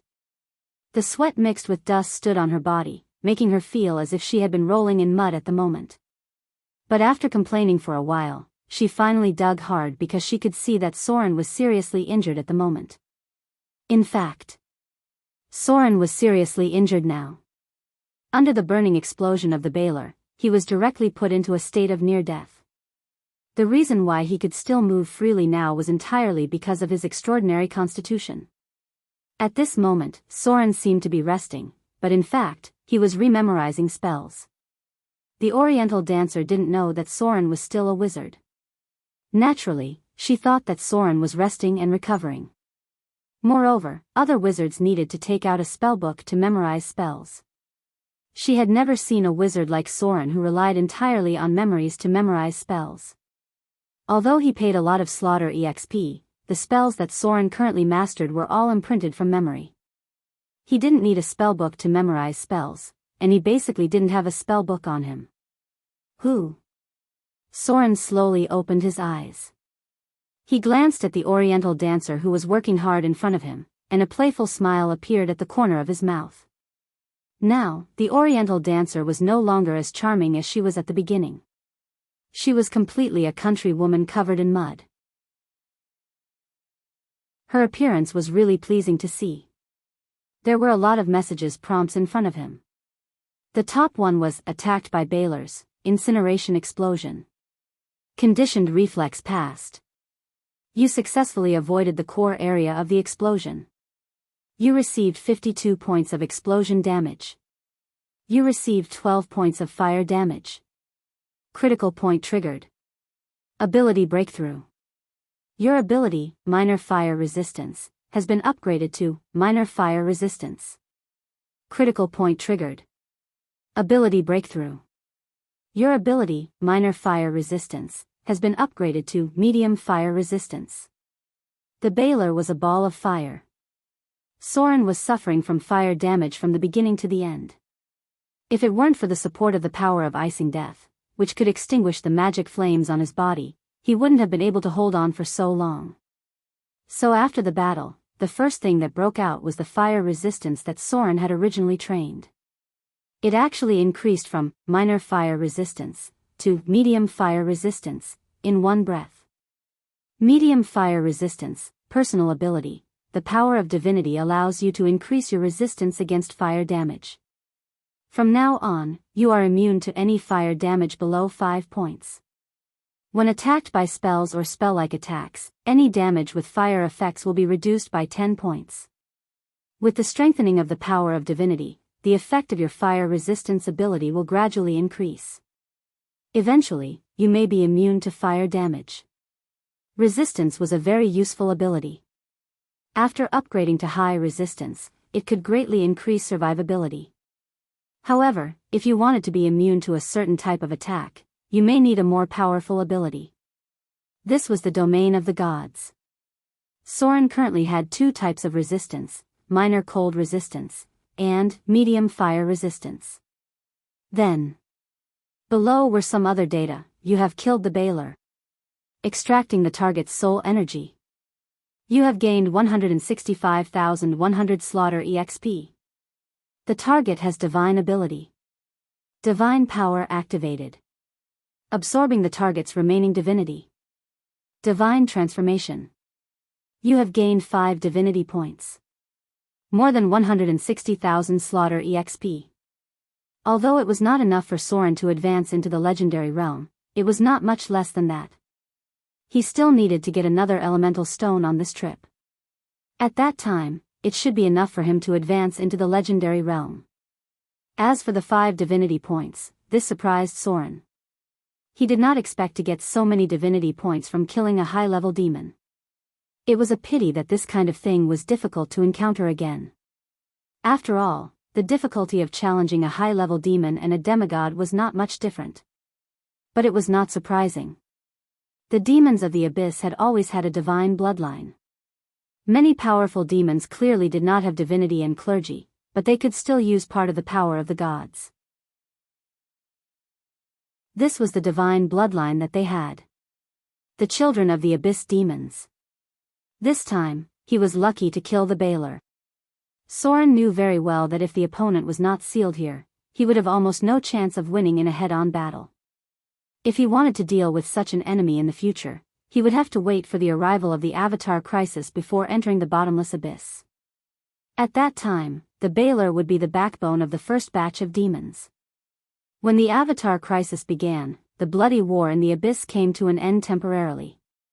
The demons and devils turned their attention to other planes. Patter. Soren stood up slowly.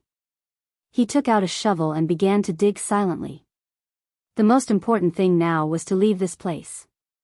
About 3 hours later, another message appeared in front of him: War of the Baylor, legendary battle. In early April 1676 of the New Moon era, you encountered a sealed Baylor in the ruins of the ancient Arcane Empire. After a tough battle, you finally defeated this powerful enemy. The fall of a high-level demon made your existence begin to be noticed by the abyss.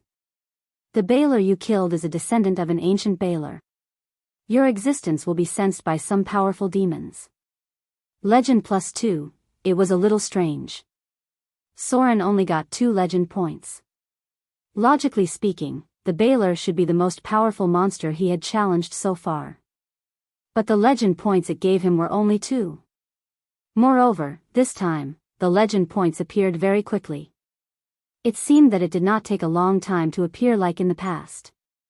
This made Soren fall into deep thought. Why is it like this? Soren thought quickly in his mind and secretly said, this Baylor is so powerful. Why is it only 2 legend points? Even in naval battles legend points are higher than it. Could it be that the legend points are not directly related to the enemy's strength? Or are there other conditions that determine how much legend points are? Soren frowned slightly because he seemed to have found something. The legend points were not necessarily the more powerful the enemy was. Of course, defeating a powerful enemy would naturally give more legend points than defeating a weak enemy. But there seemed to be a benchmark that determined the number of legend points. Audience. Many of the legend points that Soren got in the past were because of the wide range of spread.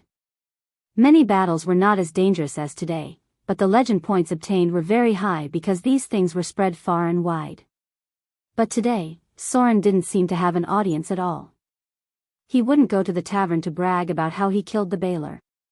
Among all the people, only the Oriental dancer vaguely guessed that Soren defeated the Baylor. Maybe this was why the legend points were low.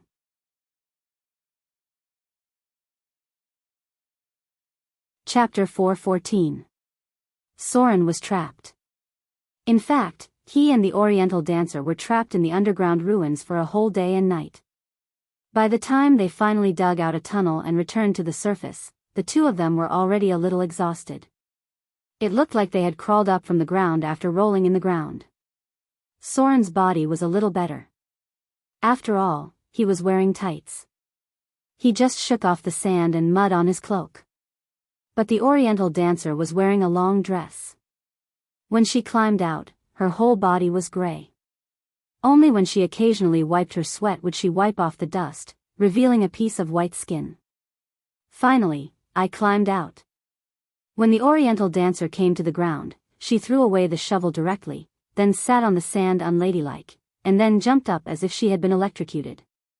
At this moment, although the sky was getting dark, the temperature in the desert area was still very high. There were no traces of laborers and other teammates nearby, but there was a lot of garbage not far away. The wind and sand during the day were very strong. They had probably taken away everything that could be taken away. Now there was only garbage left on the entire ruins. Soren reached out and pushed the sand away. He touched the burnt charcoal and said in a deep voice, "They left not long ago. They should have packed up and left in the morning." The Oriental dancer came over and nodded gently, "These guys. Forget it." Soren shook his head indifferently. He had seen too many things worse than this when he was in the Underdark. At least this time, the people he met did not stab him in the back. He looked up at the sky and said slowly, "Let's rest here for a night. We will leave tomorrow. You have found what you want. We will separate tomorrow. Since you plan to go back to the Eastern Kingdom, let's leave early. It won't be long before this place becomes a place of trouble." The Oriental dancer nodded gently, and her eyes fell on Soren. She looked at him quietly for a while, and then a faint smile appeared at the corner of her mouth. She said softly, "Thank you." Soren waved his hand and said nothing. He just said, "I'm going to find some water. There should be an oasis nearby." Water. Hearing Soren's words, the Oriental dancer suddenly felt very uncomfortable.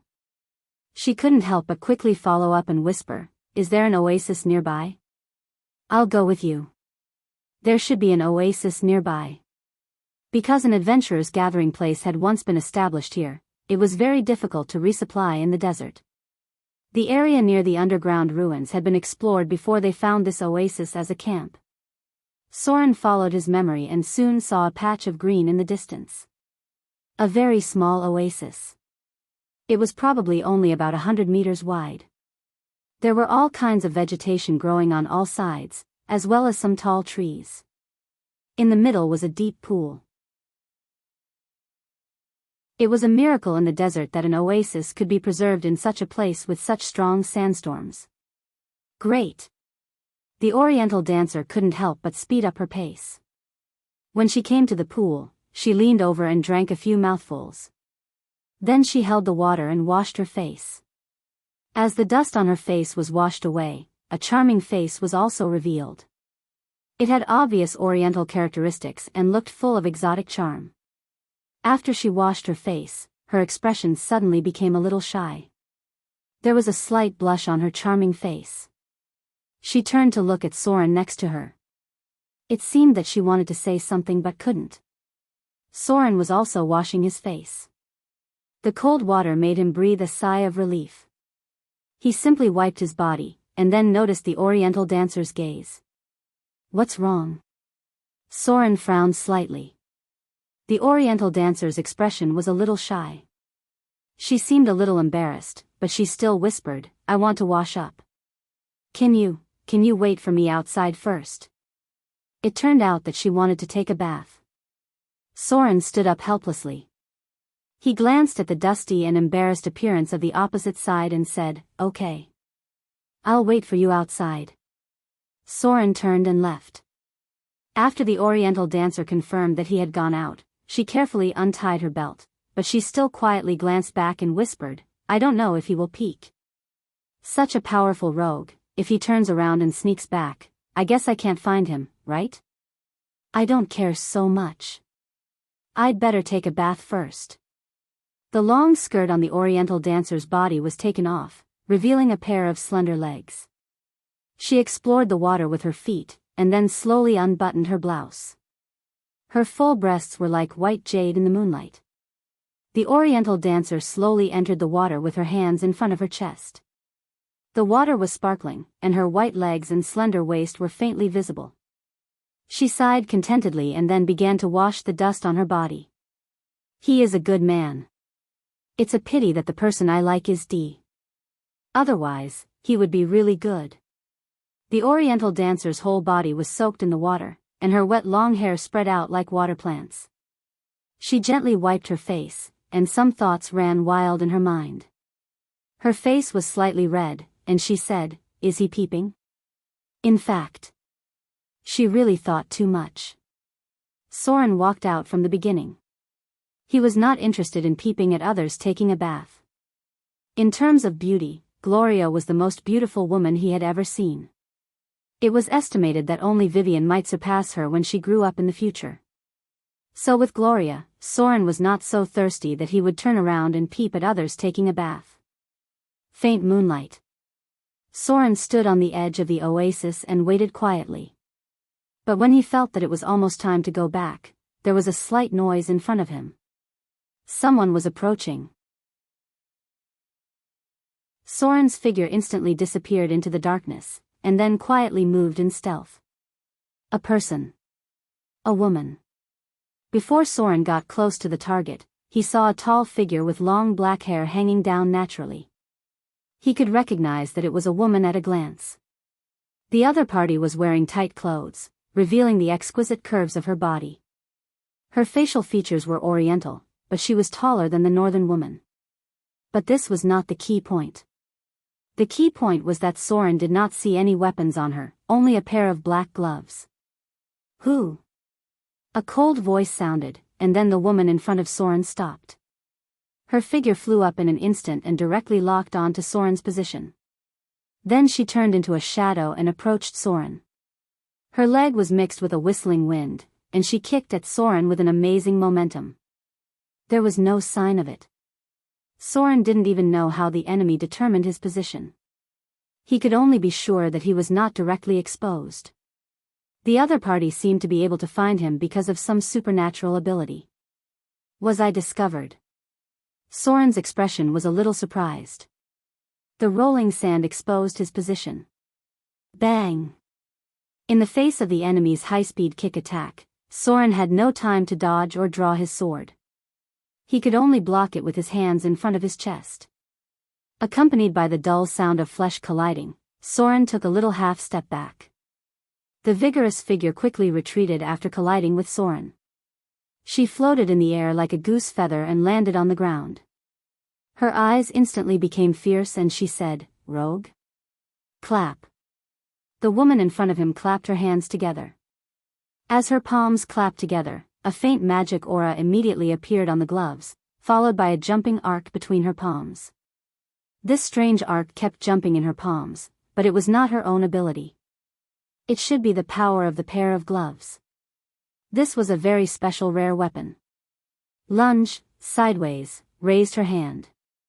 The familiar posture made Soren's expression dignified for a moment. He slowly pulled out his curved sword icing death and said in a deep voice, "Pugilist?" Pugilist. This was the first time Soren saw a woman advance into a pugilist. As an advanced extension of the monk profession, although there was no mandatory advancement requirement for a pugilist, it was extremely rare for a woman to advance into a pugilist as a profession. Soren had seen a female priest advance into a pugilist's modified version of Divine Fist in the past, but he had never encountered a female profession that accepted the orthodox pugilist's cultivation. Moreover, the opponent's strength seemed to be not below his.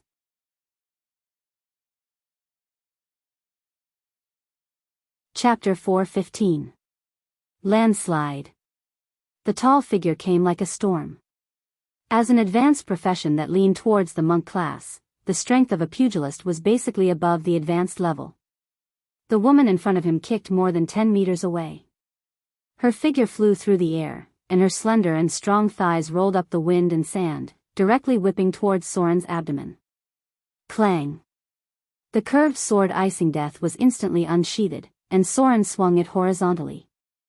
In the face of Soren's attack, the tall woman did not panic at all. Her slender and strong legs pulled back, and she actually rose directly from the ground. She continued to soar in the air without any relay point. Chi! Soren's pupils shrank in an instant, and he suddenly bent his body and stabbed his curved sword towards the opponent's lower body. Cloud ladder. Ethereal form. In the face of Soren's attack from below, the tall woman slightly frowned her beautiful willow-like eyebrows. She only saw her palms together, and crackling lightning jumped in her palms. She swooped down towards Soren, and while her figure fell at a high speed, she strangely moved half a meter away. When she passed by Soren to avoid the attack, her palms turned into a gust of wind and hit Soren's vital parts. Gale attack. Arcs of lightning jumped in the air. Soren was shocked in an instant. He quickly protected his chest and blocked the enemy's attack. The opponent did not need a relay point at all. In the case of no foothold in the air, she could still launch continuous attacks. The enemy's fist hit Soren's body, but when she retracted her fist, Soren felt a shock in his chest. The force seemed to have passed through his arms and hit his internal organs directly. The subtle electric current jumped on Soren's body. Even with his strong physique, he felt numb all over. If it were anyone else now, they would have been paralyzed by the electric current. 1-inch punch.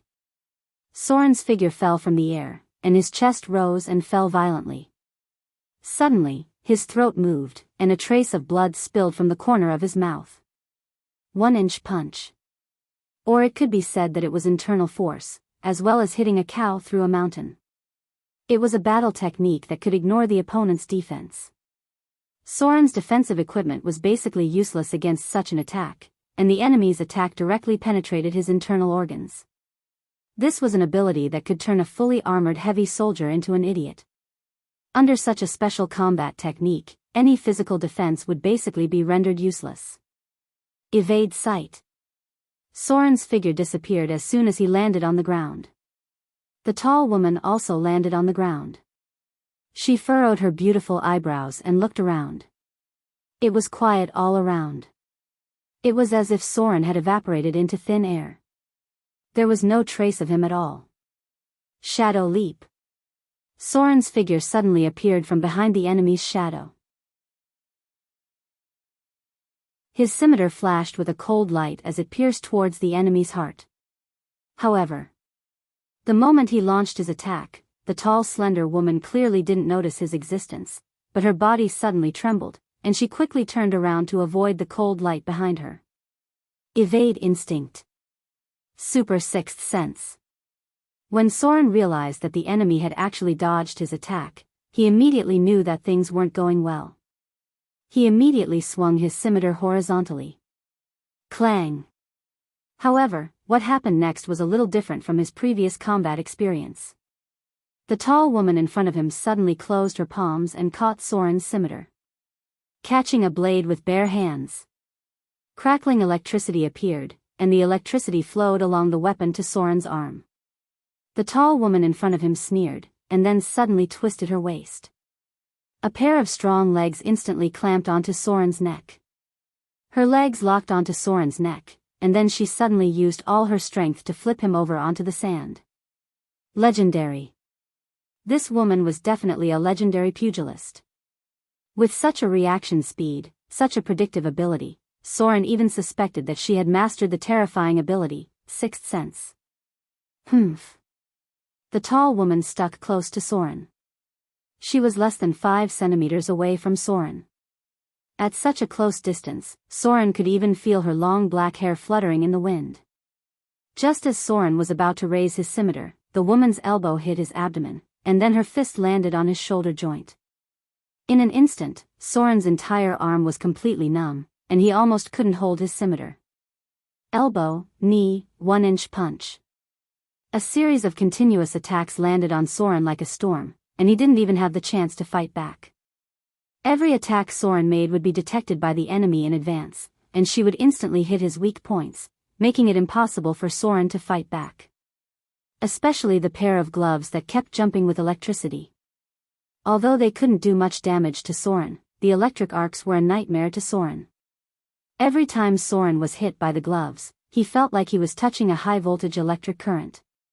In this case, he might not even be able to use 30% of his usual combat ability. The close combat ability of a pugilist. Being stuck by the tall woman in front of him, Soren took more than 10 punches in just 1 or 2 seconds. He was like a human sandbag being hit by the opponent. If it weren't for his amazing physique and strong vitality, he would have been finished off by the opponent. Clang. In the face of the enemy's storm-like attacks, Soren finally made a decision. He directly let go of the scimitar in his hand, and instantly turned around and slammed into the opponent's body with his shoulder. Mountain lean. With the dull sound of flesh hitting flesh, the ferocious tall woman was finally knocked back a few steps by Soren. The distance between them was instantly pulled apart. Soren quickly reached for the scimitar on the ground, and the tall woman rushed forward and slapped him in the chest. Crackling electricity leaped about. A sneer appeared at the corner of Soren's mouth.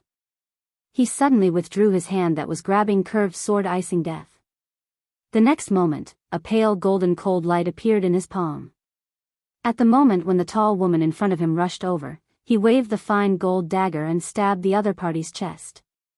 It was a trap. The tall woman's expression was stern. When the forward momentum disappeared, she instantly twisted her body and dodged. At the same time, her slender and strong thighs whipped Soren's chest. Bang! Both of them were sent flying. Soren pressed his hand on his chest and coughed slightly, while the tall woman pressed her hand on her elbow, where there was a slight bloodstain. If it weren't for her strong dodging ability, she would have lost half of her life. After all, a pugilist would not use other weapons except for boxing gloves, and would hardly wear any armor. Note, armor type. It's definitely the sixth sense. Soren gently moved his feet and placed the fine gold dagger in front of his chest. The pugilist's ability to rush forward was too strong. Once the distance was too close, the scimitar would become restrained. It was not as good as the small fine gold dagger. The woman in front of him should have mastered a supernatural ability like the sixth sense. Otherwise, it would be impossible for her to continuously dodge Soren's attacks, and even predict the position of his attack. Soren also had the ability, danger sense, but when fighting with the tall woman in front of him, it was as if it didn't exist at all. The only explanation was that she had a more powerful supernatural ability that completely suppressed Soren's danger sense. Expeditious steps.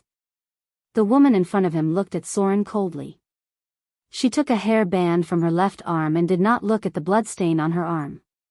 She just gently tied up her long black hair. It was not until now that Soren noticed that there was still a hair band tied around her arm. After tying her hair into a neat ponytail, the tall woman's momentum suddenly became more aggressive. Seismic strike. 1-inch punch, landslide. The tall woman suddenly jumped up and swept through the air like a wild goose. Her long hair was tied into a single ponytail flying in the air, and she rushed toward Soren with a fierce blow. Stop. But just when Soren was about to face her with the fine gold dagger, the figure of the Oriental dancer suddenly appeared and shouted at the tall woman in the air, Stop fighting. He's not an enemy.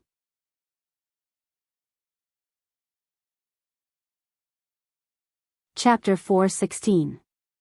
The tall woman's figure landed. However, she still moved her right leg forward and put on a half-bow posture, ready to attack again at any time. Soren also squatted slightly, holding the fine gold dagger in his hand, ready to fight at any time. The loss just now made him feel a little aggrieved. Even if it was a legendary fist master, he should not have been so helpless. What made him most afraid was not the opponent's fighting ability, but the damn gloves. The electric current was too disgusting for a rogue like him. There were all kinds of elemental attacks. Electric damage was the most likely to trigger negative statuses, which people who had accidentally touched household circuits knew. This pair of gloves might not be legendary equipment, but it was not far from it. The Oriental dancer quickly came to the tall woman's side, almost threw herself into her arms, then hugged her slender waist, and said in a happy voice, Why are you here? The tall woman's attention was still on Soren, and she whispered, I heard that the princess assigned you a task. I was a little worried about the difficulty of the task. I was afraid that you would be in danger, so I came here. Be careful of this man. He's very dangerous and seems very evil. Aura. The other party seemed to have seen the aura on Soren's body through some means. As the pirate king who ruled the 3 seas, if Soren used a detection spell on him, it would definitely be a very evil magic aura.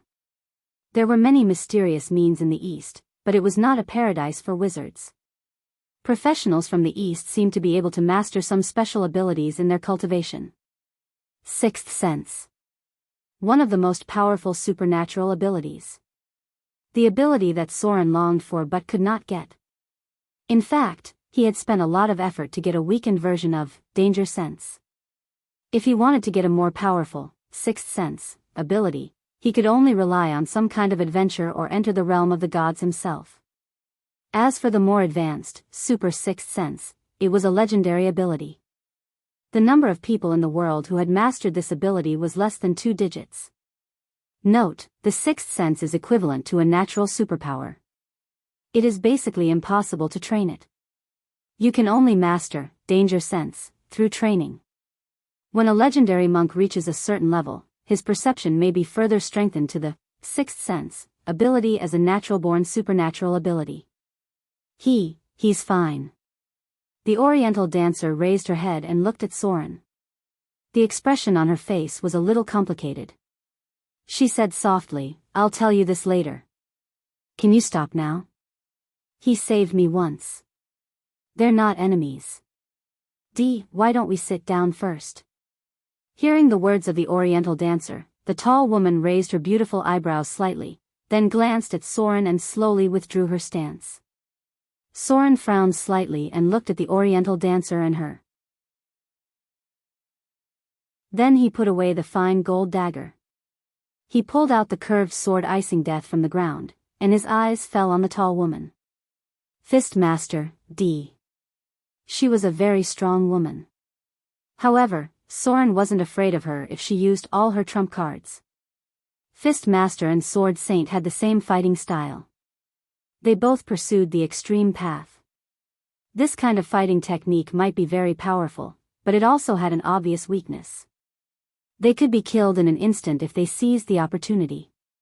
This kind of advanced profession might be very powerful in a one-on-one fight, but if there were too many enemies, the situation would be very dangerous.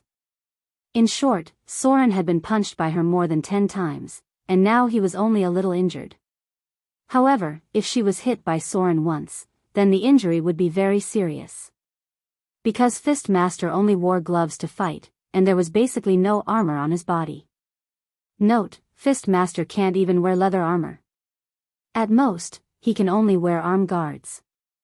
The woman in front of him did not wear arm guards. The group approached the oasis. The Oriental dancer whispered to her. It seemed that she was talking about what happened before. From time to time, the tall D would look back at Soren with a slightly surprised expression. Soren sat by the campfire and quietly wiped his curved sword. He seemed to be uninterested in their conversation. Wait a minute. D looked at Soren again and whispered, You mean he may have killed the Baler below? How is this possible? Even I am no match for the Baler. With this man's strength, I'm afraid it's difficult to get close to it. The Oriental dancer glanced at Soren quietly and whispered, It's probably true. It's all collapsed down there. But I didn't see it either. Maybe he didn't show his real strength just now, or it's because he's still injured. Dee shook her head gently, as if she still didn't believe it. After a while, she slowly came to Soren and whispered, Thank you. If it weren't for you, Yukari would be in danger today. Yukari? Was that the name of the Oriental dancer? Their names were really strange.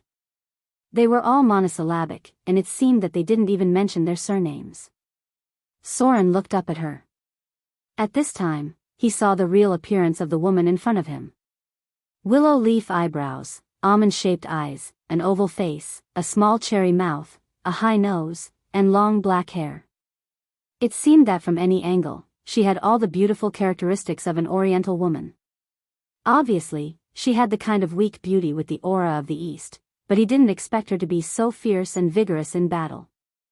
Full breasts, slender waist, slender and strong thighs. Soren's eyes stopped on the white and slender thighs of the other party. It was not that he hadn't seen a pugilist before, but it was the first time he met a pugilist who could practice hidden power on the legs. Chi. Soren wasn't sure if it was the power of Chi, or the other party's talent was really amazing. However, the woman in front of him had undoubtedly left a deep impression on him. She had even mended some of the loopholes in his fighting style. Her kick, which seemed to be incomparably ferocious, was actually mixed with hidden force. In the future, it would be best to be more careful when encountering professionals from the East. He had traveled in the Eastern Kingdom in the past, but he hadn't received the training of the Eastern Kingdom. Maybe he could try it in the future. Even droll and rangers could learn from the professionals of the Eastern Kingdom. As a rogue, he should also have the opportunity to learn from them. Let's take a break. Soren stirred the bonfire, looked up at the dim starry sky, and said slowly, I'll keep watch. I'll leave tomorrow. Since you've got what you need, you should leave here early. As soon as he finished speaking, the Oriental dancer who came over could not help but tremble, but not because of Soren's words. She raised her hand and pointed to the sky in surprise.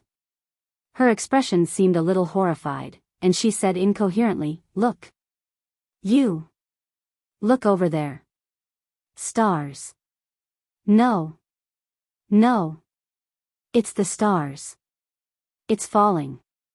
Soren immediately turned and looked in the direction pointed by the oriental dancer.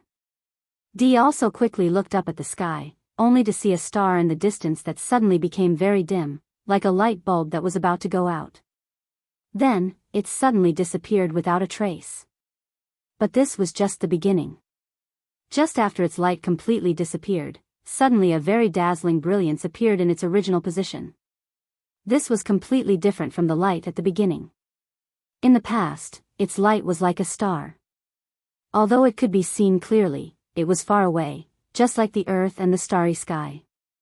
But now, its light felt so close. It was as if it had been in two different latitudes before, but now it was in the same plane. The dazzling star crossed the sky, falling like a meteor. Although it only flashed for a moment, it still made people feel a strong shock. The kind of shock that could not be described in words. Soren stood up.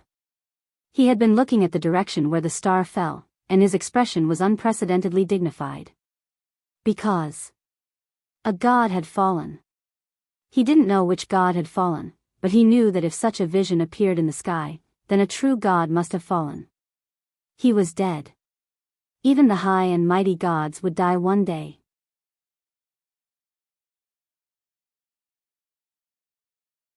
Chapter 4:17. Soren was not on the south coast.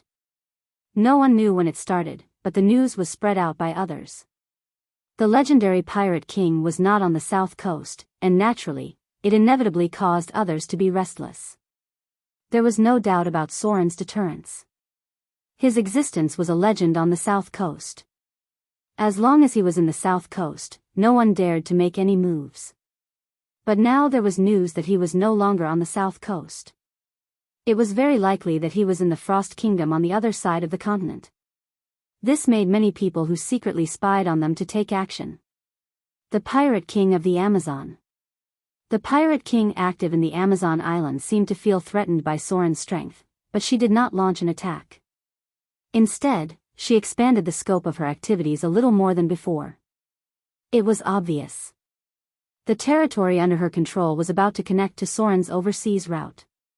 But this was not the biggest threat on the south coast, because the Pirate King of the Amazon had always been very cautious. She should not have any intention of going to war with Soren at the moment. Therefore, their actions were only a test, a hidden provocation. The real threat was the Principality of Rossard. In the battle to defeat the Pirate King Ashrod, Soren also severely damaged the navy of the Principality of Rossard. He even killed the Duke of Red Dragon's wife once, forcing her to use life hiding to resurrect. This kind of hatred was very strong. To some extent, it was almost impossible to resolve.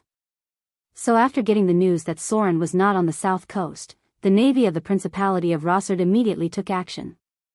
This action alarmed the half-elf first mate who was guarding the eastern route. He could deal with the pirates in the east, but he could not deal with the Duke of Red Dragon's wife. Without any way to contact Soren, the only thing he could do was to ask for help from Mordor. Raging Sand Island. This used to be the base of the Pirate King Ashrod. Now it was the transit station of the eastern route that the half-elf first mate was in charge of. At this moment, the port was solemn, as if a storm was coming. The Principality of Rossard's navy was moving abnormally. Through some unknown means, they had secretly equipped more warships. There was news that the Amazon pirates were secretly supporting them, but there were no more specific sources of information. The only thing that was certain was that the navy of the Principality of Rossard had been replenished with a large number of warships and had rebuilt a powerful navy. In the entire south coast area, the only ones who could support them with so many things, other than the few nearby kingdoms, were the Amazonian women. It was impossible for the kingdom to send its own warships to support the navies of other countries, so the possibility of it being an Amazon woman was the highest. The Amazon islands were originally overseas. The warships were their standing force, and it was not difficult for them to support the Principality of Rossard. A warship gradually approached Raging Sand Island. At this moment, many people had gathered at the port, including the half-elf first mate and other pirate leaders. They were all waiting at the port. The entire south coast. Other than Soren, there was only one other person who could make them wait so respectfully. Gloria's figure appeared on the deck. She was wearing a black wizard robe, and her face was covered with a veil. Even so, at this moment, she still looked so beautiful, as if with a mysterious color. Next to her was little Vivian. Today, Vivian was wearing a pure white princess dress, and behind her was Lulu, who looked a little confused. Finally, in the dark corner of the cabin, there seemed to be another figure wearing a wizard robe. She did not directly show up, but stood quietly behind. "Your Excellency." The half-elf first mate knelt on one knee, and the pirate leaders behind him all knelt on one knee and said, "Your Excellency." Miss. Soren's intentions were becoming more and more obvious. His ambition made the enemy feel uneasy. Not only did his men understand something, but his enemies were also aware of something. Especially after taking over the west coast and the north coast, Soren's former enemies were obviously more and more uneasy. At the same time, some rules were quietly changing. The pirate leaders, who used to be lawless, now began to learn the law and rules. They needed to learn how to become managers, because they were no longer pirates who ran away after robbing, but a ruling class that each had a territory to manage and build. "Get up."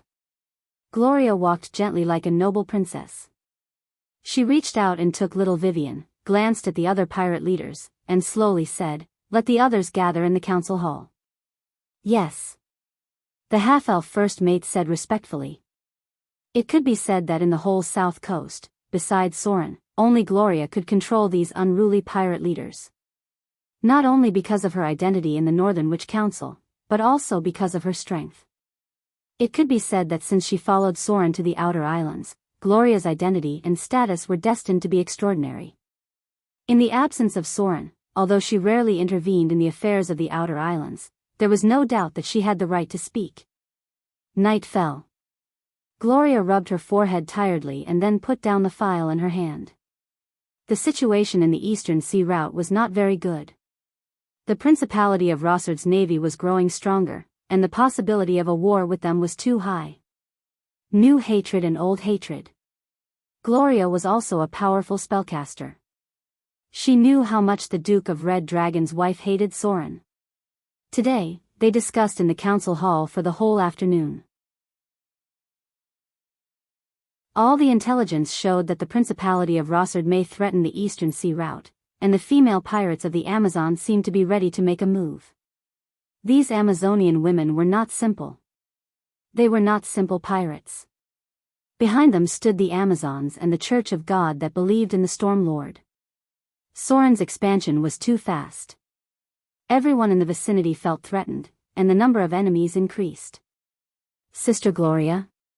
Vivian's clear voice sounded. The little girl walked up with a plate of snacks and said very cleverly, "Look. I brought you some delicious food." Lulu followed behind like a little tail, looking at the exquisite snacks with a face full of desire. Just one look and one could tell that it was delicious. Meow. Gloria's beautiful face could not help but show a smile. She just opened her mouth and was about to say something. Suddenly, her face changed slightly and she disappeared, leaving only a shadow. "Vivian. You stay here." Short distance teleportation. Gloria's figure appeared on the roof in an instant, and there was another figure that appeared with her. "Mother." She looked at the empty sky and said with a dignified face, "Let's force her out."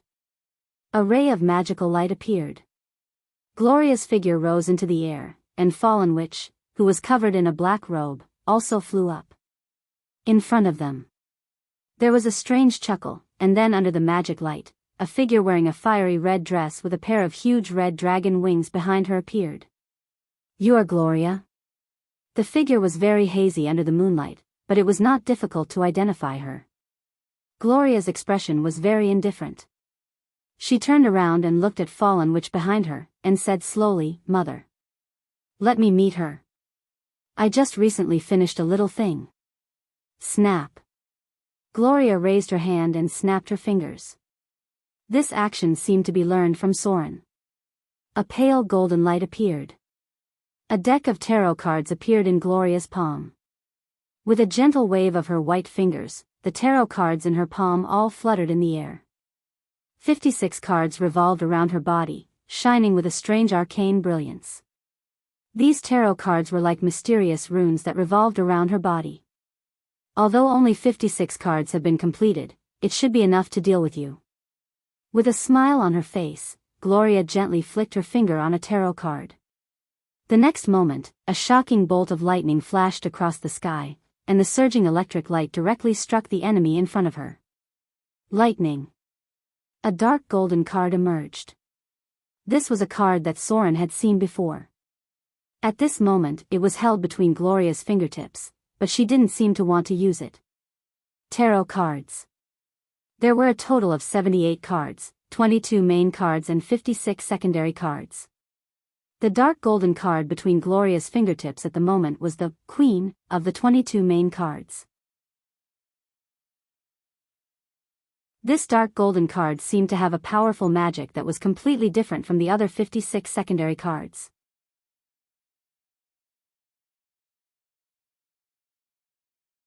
Chapter 4:18. Under the night sky, it was quiet. Soren sat cross-legged by the campfire, holding the curved sword icing death with both hands on his knees. This was the cultivation method of the Sword Saint, a mysterious realm similar to meditation. At the moment when the mind was calm to the extreme, the sensory world would capture the tremor in an instant, so the Sword Saint's moves were always so accurate and fatal. This was also the basic cultivation to master the legendary ability, Insight into Weakness. For a rogue like Soren, it would take a lot of effort to master it in the future. Dee was also sitting cross-legged. However, she was not meditating, just sitting in a very ordinary meditation. Her whole person seemed very relaxed. She was vaguely similar to the boxing master Soren had seen before. The Oriental dancer rested her head on her slender and strong thighs.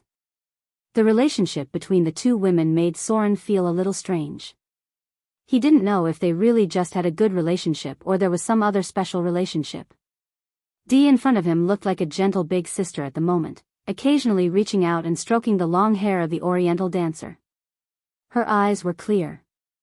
Soren had never seen such clear eyes. It was a pure heart and a pure power. Body, spirit, soul. The cultivation of a boxing master was very similar to that of a monk. They could get a pure body through exercise and be completely immune to any disease effect. With further exercise, the physical body of a boxing master would gradually approach perfection, and they would be immune to any poison effect. When the cultivation reached a certain level, the spirit of a boxing master would become very pure, and their body and spirit would enter a mysterious state of emptiness. In the end, a boxing master would also cultivate to the realm of a transcendence like a monk. In simple words, the woman in front of him had cultivated to the point where spirit, chi, and spirit were integrated. Her clear eyes represented a real power. Your mind is not calm. Dee looked at Soren for a long time, and suddenly said slowly, although you have extraordinary concentration, as long as your mind is not really calm, you will never feel the real way of cultivation. Soren slowly raised his head and said in a deep voice, "What should I do?" "I can't teach you." Dee shook her head gently, took off the hair band behind her, and let her long black hair fall. She raised her hand and stroked the side of the Oriental dancer's face, whispering, "In the Eastern Kingdom, everyone's way of cultivation is different. Even monasteries of the same school have different ways of cultivation. You have a very strong conviction. I can feel it. This is a very good thing. When you find the path of cultivation, this belief will become your greatest motivation." Dee paused for a moment before continuing, "When I left my hometown, I met a droll. Like you, he comes from the other side of the continent. Although he has some mysterious magic that allows him to reach the Eastern Kingdom very quickly, he is still a magician. But in the end, he still chose to travel on foot. He spent more than a year walking tens of thousands of miles, passing through forests, grasslands, deserts, and finally arrived at the Green Dragon Lake in the Eastern Kingdom. Before I left, he had already stayed there for 3 years. Every day, he would plant trees, flowers, and grass, and then meditate there to cultivate. He said that he was comprehending the way of nature. Droll's way of nature is different from our path of cultivation. The power you use is not the same as ours. So if you plan to cultivate, you should find the answer from the source of your own power. At this point, Dee stopped. She slowly closed her eyes, as if she was not interested in saying anything more. Soren was lost in thought. If the source of Droll's power was the way of nature, then where was the source of the power of rogues? Combat skills? No. In terms of combat skills, rogues were above many professions because they were the most proficient group of people. Soren looked at the bonfire and noticed the shadow under the fire. Shadow. He gently spread out his palm, his expression a little thoughtful. The source of the power of rogues should be the shadow. This was the only supernatural power they could use, and it was also the support of most supernatural abilities. But for this ability, Soren was not so familiar with it, nor did he have many clues to improve it. More often than not, it was more like a bloodline ability that penetrated into the body little by little with the improvement of profession level and strength. From the moment they advanced into rogues, their bodies began to adapt to the power of the shadow. The mysterious Eastern Kingdom. They seemed to have a completely different path. No wonder more and more professions went to the Eastern world in the past hundreds of years. Soren did not have many clues. After all, he did not know much about the cultivation of the Eastern Kingdom, but he was more familiar with something. That was the Sword Saint. The existence of the Sword Saint was the perfect combination of different profession systems on both sides of the mainland. They inherited the explosive power of the warriors on the mainland and also mastered the most mysterious, Qi, in the Eastern Kingdom. Qi/. This was the most iconic ability of the Sword Saint. It burst out one's combat power at the peak in an instant. Now all the sword moves that Soren had mastered were basically extended from the explosive skill of Qi/. Soren felt that there was a fog in front of him. He seemed to see something, but it seemed that he did not see anything. He thought of the storm Ronin he first encountered. Although it was an advanced profession of the ranger warrior, its combat skills obviously had traces of storm attack. Maybe I should go to the Eastern Kingdom again when I have the chance. Soren stood up slowly. He turned his head and glanced at Dee behind him. He whispered, "It's almost dawn. Let's part here. Take care of yourselves. I hope we can meet again when we have the chance." A glimmer of light gradually appeared on the horizon. Soren turned and walked away without saying much. The Oriental dancer also slowly opened her eyes. She watched Soren's back as he left. Her expression was a little complicated, a little reluctant, but in the end, it turned into calmness. "Let's go too." Dee slowly stood up and gently stamped her feet. The sand in front of her collapsed and buried the bonfire. She turned and stroked the side of the Oriental dancer's face. She slowly said, "The princess is still waiting for us to go back." Recently, the monasteries all over the country seem to have taken action. I'm worried that the evil things underground will run out again. Guarding the evil things. From the fall of the arcane empire to the present, the ancient evil things sealed underground had always been the great enemy of the entire Eastern Kingdom. The two tall figures gradually went away. Before leaving, the Oriental dancer looked behind her again. Soren's figure had gone far away. She could only vaguely see a small black dot. The wind and sand gradually spread. This desert was the border between the two countries, and it was also the place where the arcane empire was really destroyed. In this desert, there used to be the most brilliant arcane civilization that radiated throughout the multiverse, but now it had become the most barren and dangerous desert of death. Energy radiation destroyed everything. This desert covered more than a quarter of the land of the entire continent and also isolated the two countries for thousands of years. It was not until the ascetics from the east appeared and the south coast opened the eastern route that the connection between them began to gradually increase. However, for ordinary people, the Eastern Kingdom was still an unreachable unknown place. The Frost Kingdom, Arendelle. Recently, there was one more famous person in Arendelle. That was the descendant of Queen Isabella, Lady Adele Isabella. In other parts of the continent, it was not so easy for a woman to get a title, but in Arundel, there was no such concern. This Adele Isabella was the new favorite of Arundel. She not only had a noble bloodline, a beautiful face, and amazing wealth, but also had a close relationship with Princess Anna of Arundel. She would be invited to almost every palace banquet and always sat beside Princess Anna. She was like Princess Anna's closest friend. Her existence was even heard of by other kingdoms in the south. After all, the bloodline of Queen Isabella had different meanings. It was also on this day.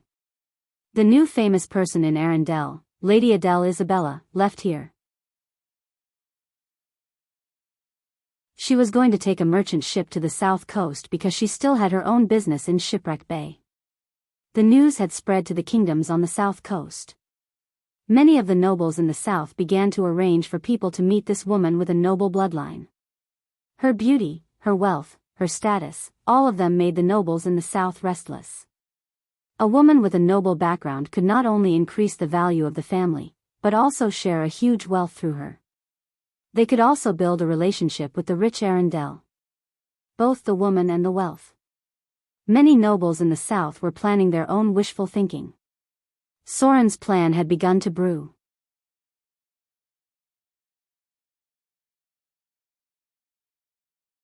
Chapter 419.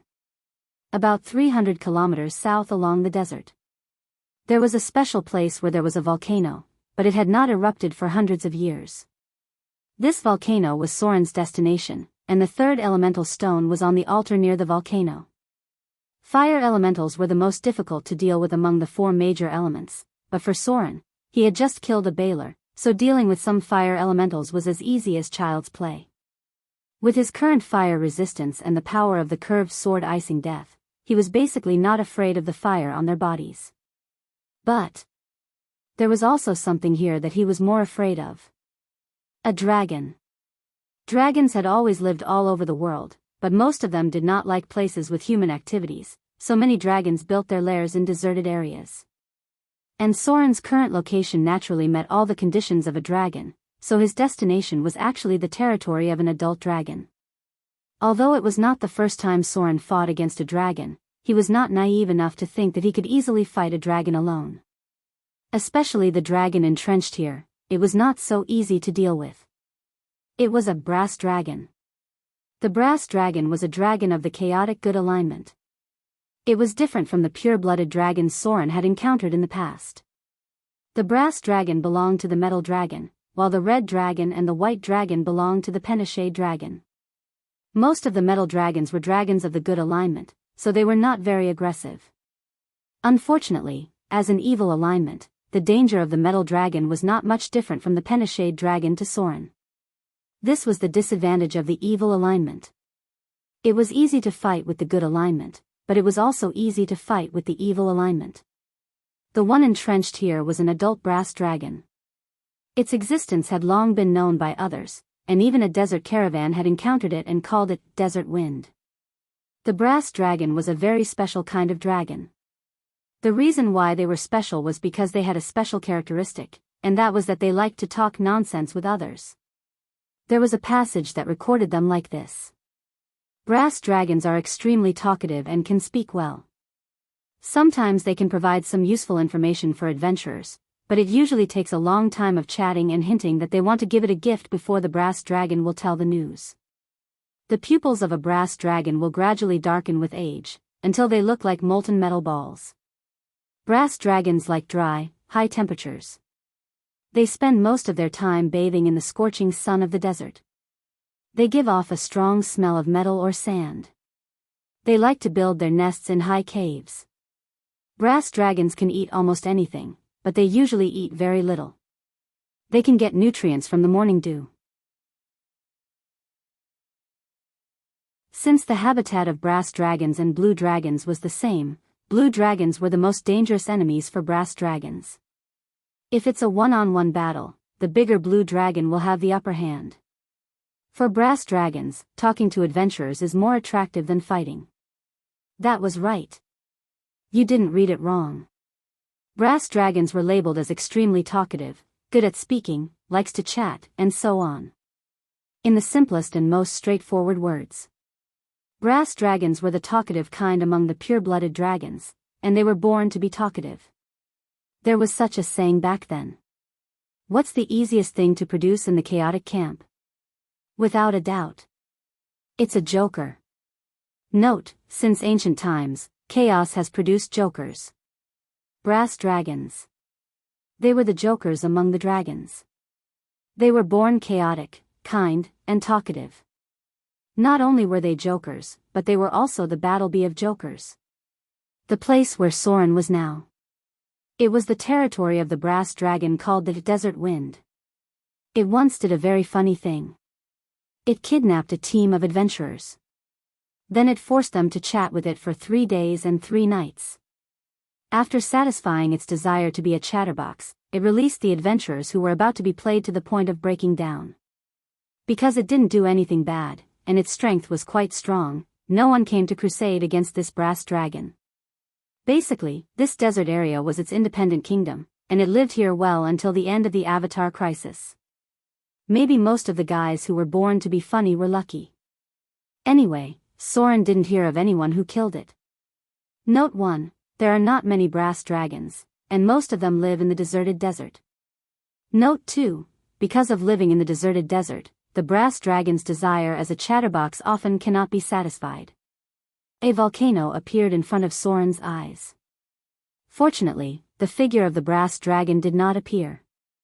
The dragon slept for a long time in its life.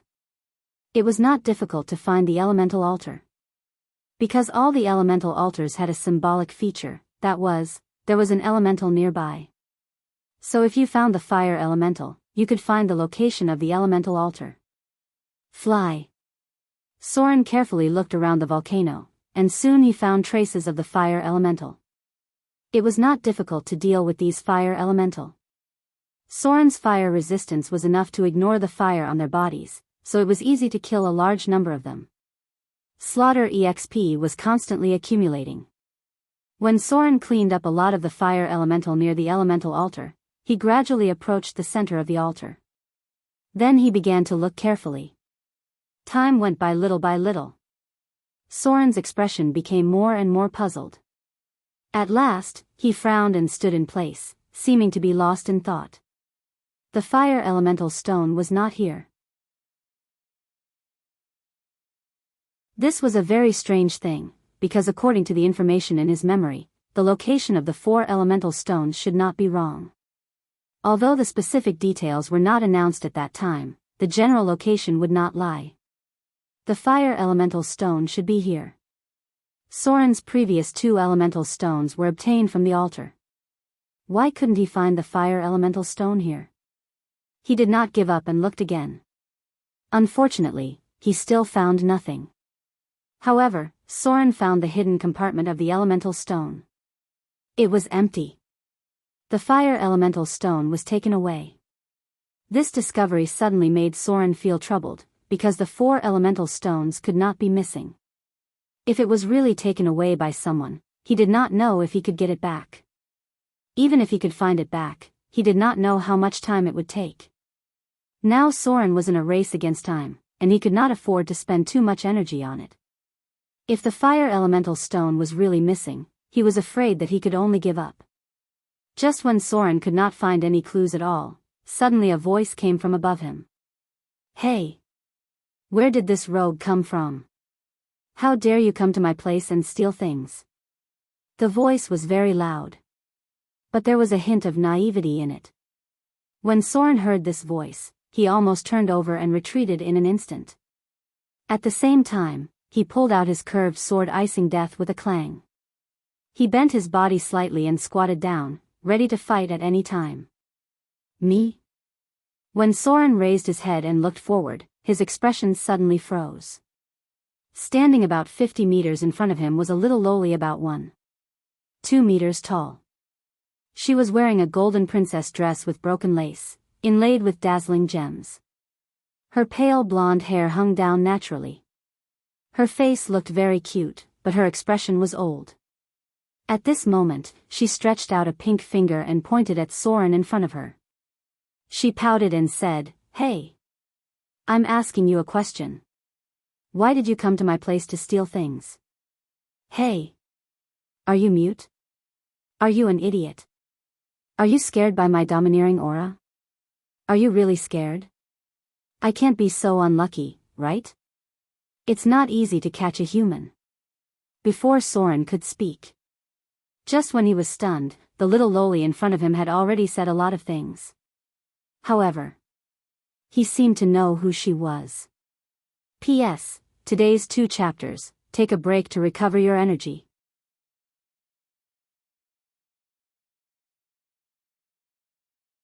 Chapter 420. Brass Dragon. To be honest, Soren had a hard time connecting the cute little girl in front of him with an adult brass dragon. However, most dragons knew magic, so it wasn't that difficult for them to transform into human form. However, many dragons didn't like to transform. When they transformed into other creatures, their combat power would be weakened. Polymorph. Advanced polymorph. There were many spells that could transform into a human. It wasn't easy to retain combat power. Most dragons rarely transformed into human form. They thought that this form was too weak. However, small creatures also had their own advantages. Occasionally, some dragons would prefer to be in human form. In this regard, the good metal dragons preferred to transform, while the evil pentashade dragons preferred to be in their dragon form. There were many reasons for this. For example, the pentashade dragons had more enemies and needed to maintain combat power at all times. The metal dragons had stronger magic, so it was easier for them to transform into human form. Here, I have to mention the dragon's combat power ranking and some of their general characteristics. Evil pentashade dragons, red dragon, one of the evil pentashade dragons. Its habitat was volcanoes. Its dragon breath was fire. Its natural disposition was arrogant. Its strength was ranked first. Blue dragon, sky dragon, one of the evil pentashade dragons. Its habitat was sand. Its dragon breath was lightning. Its natural disposition was belligerent. Its strength was ranked second. Green dragon, one of the evil pentashade dragons. Its habitat was forests. Its dragon breath was poisonous. Its natural disposition was cunning. Its strength was ranked third. Black dragon, one of the evil pentashade dragons. Its habitat was abyss. Its dragon breath was acid. Its natural disposition was berserk. Its strength was ranked fourth. White dragon, one of the evil pentashade dragons. Its habitat was ice. Its dragon breath was frost. Its natural disposition was dark.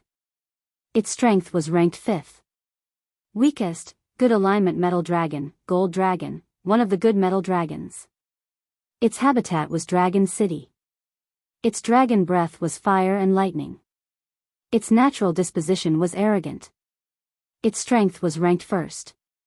Silver dragon, one of the good metal dragons. Its habitat was Dragon City. Its dragon breath was frost. Its natural disposition was passionate. Its strength was ranked second. Brass dragon, one of the good metal dragons. Its habitat was sand. Its dragon breath was fire. Its natural disposition was talkative. Its strength was ranked third. Bronze dragon, one of the good metal dragons. Its habitat was water. Its dragon breath was lightning. Its natural disposition was curious. Its strength was ranked fourth. Copper dragon, one of the good metal dragons. Its habitat was barren mountains. Its dragon breath was poisonous. Its natural disposition was ranked fifth. Its natural disposition. These were the 10 most common types of pure-blooded dragons. There were also gemstone dragons, but unfortunately, they were rarely seen in the material plane. Most gemstone dragons lived in elemental planes. Adventurers liked red dragons the most, many spoils of war, white dragons, easy to deal with, and silver dragons, affectionate by nature.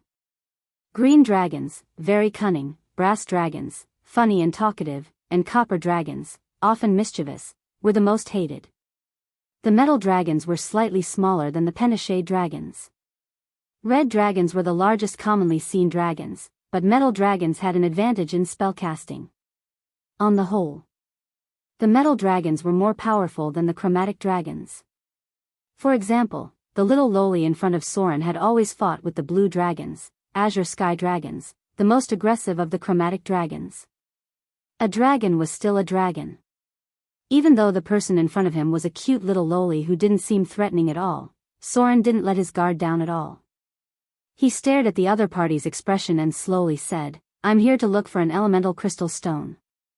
There was one thing that had to be mentioned. There was a very troublesome thing when dealing with the good metal dragons, and that was that they liked to use the spell, lie detection. If they were deceived from the beginning, there was a possibility that they would fight directly. Note, an important tip in the dragon's code. Oh. The little loli in front of him raised her hand and gently lifted her light golden hair. She looked at Soren with her small mouth and blinked her pale golden eyes. She tilted her head and said, "It doesn't look like you're lying to me." Elemental crystal stone? Let me think about it. Ah. Yes. Is it this thing? The little loli raised her hand and gently waved it.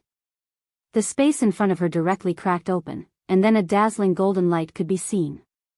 Then she stretched out her white and tender little hand and took out a fiery red elemental crystal stone. Seeing this scene, Soren's pupils shrank slightly. The other party had mastered the dimensional storage spell. It seemed that her spellcasting level was not low. The metal dragons had an advantage in spellcasting, and the most powerful gold dragon was even famous for being a scholar. Note, gold dragons have long whiskers on their faces, and they look very knowledgeable. Elemental crystal stone, fire. When he saw the fiery red elemental crystal stone, Soren's expression immediately changed. However, the little loli standing in front of him smiled and put it away. She tilted her head and looked at Soren in front of her and said in a clear voice, "You want it? Even if you want it, I won't give it to you. Hee hee. It's mine. Everything on this mountain is mine, including the nearby desert. Now you're mine too." The little loli laughed with an insufferably arrogant face.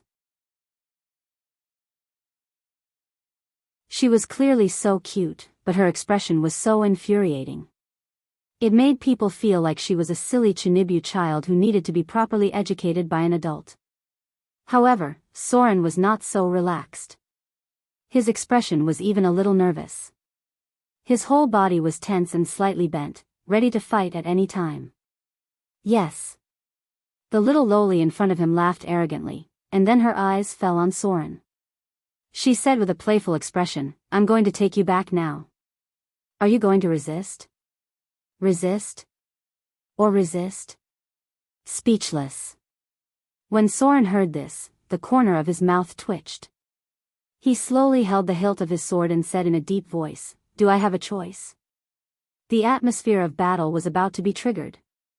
Hee hee. The little loli tilted her head and chuckled, then said in a clear voice, "Of course not. It's not easy for me to catch a toy.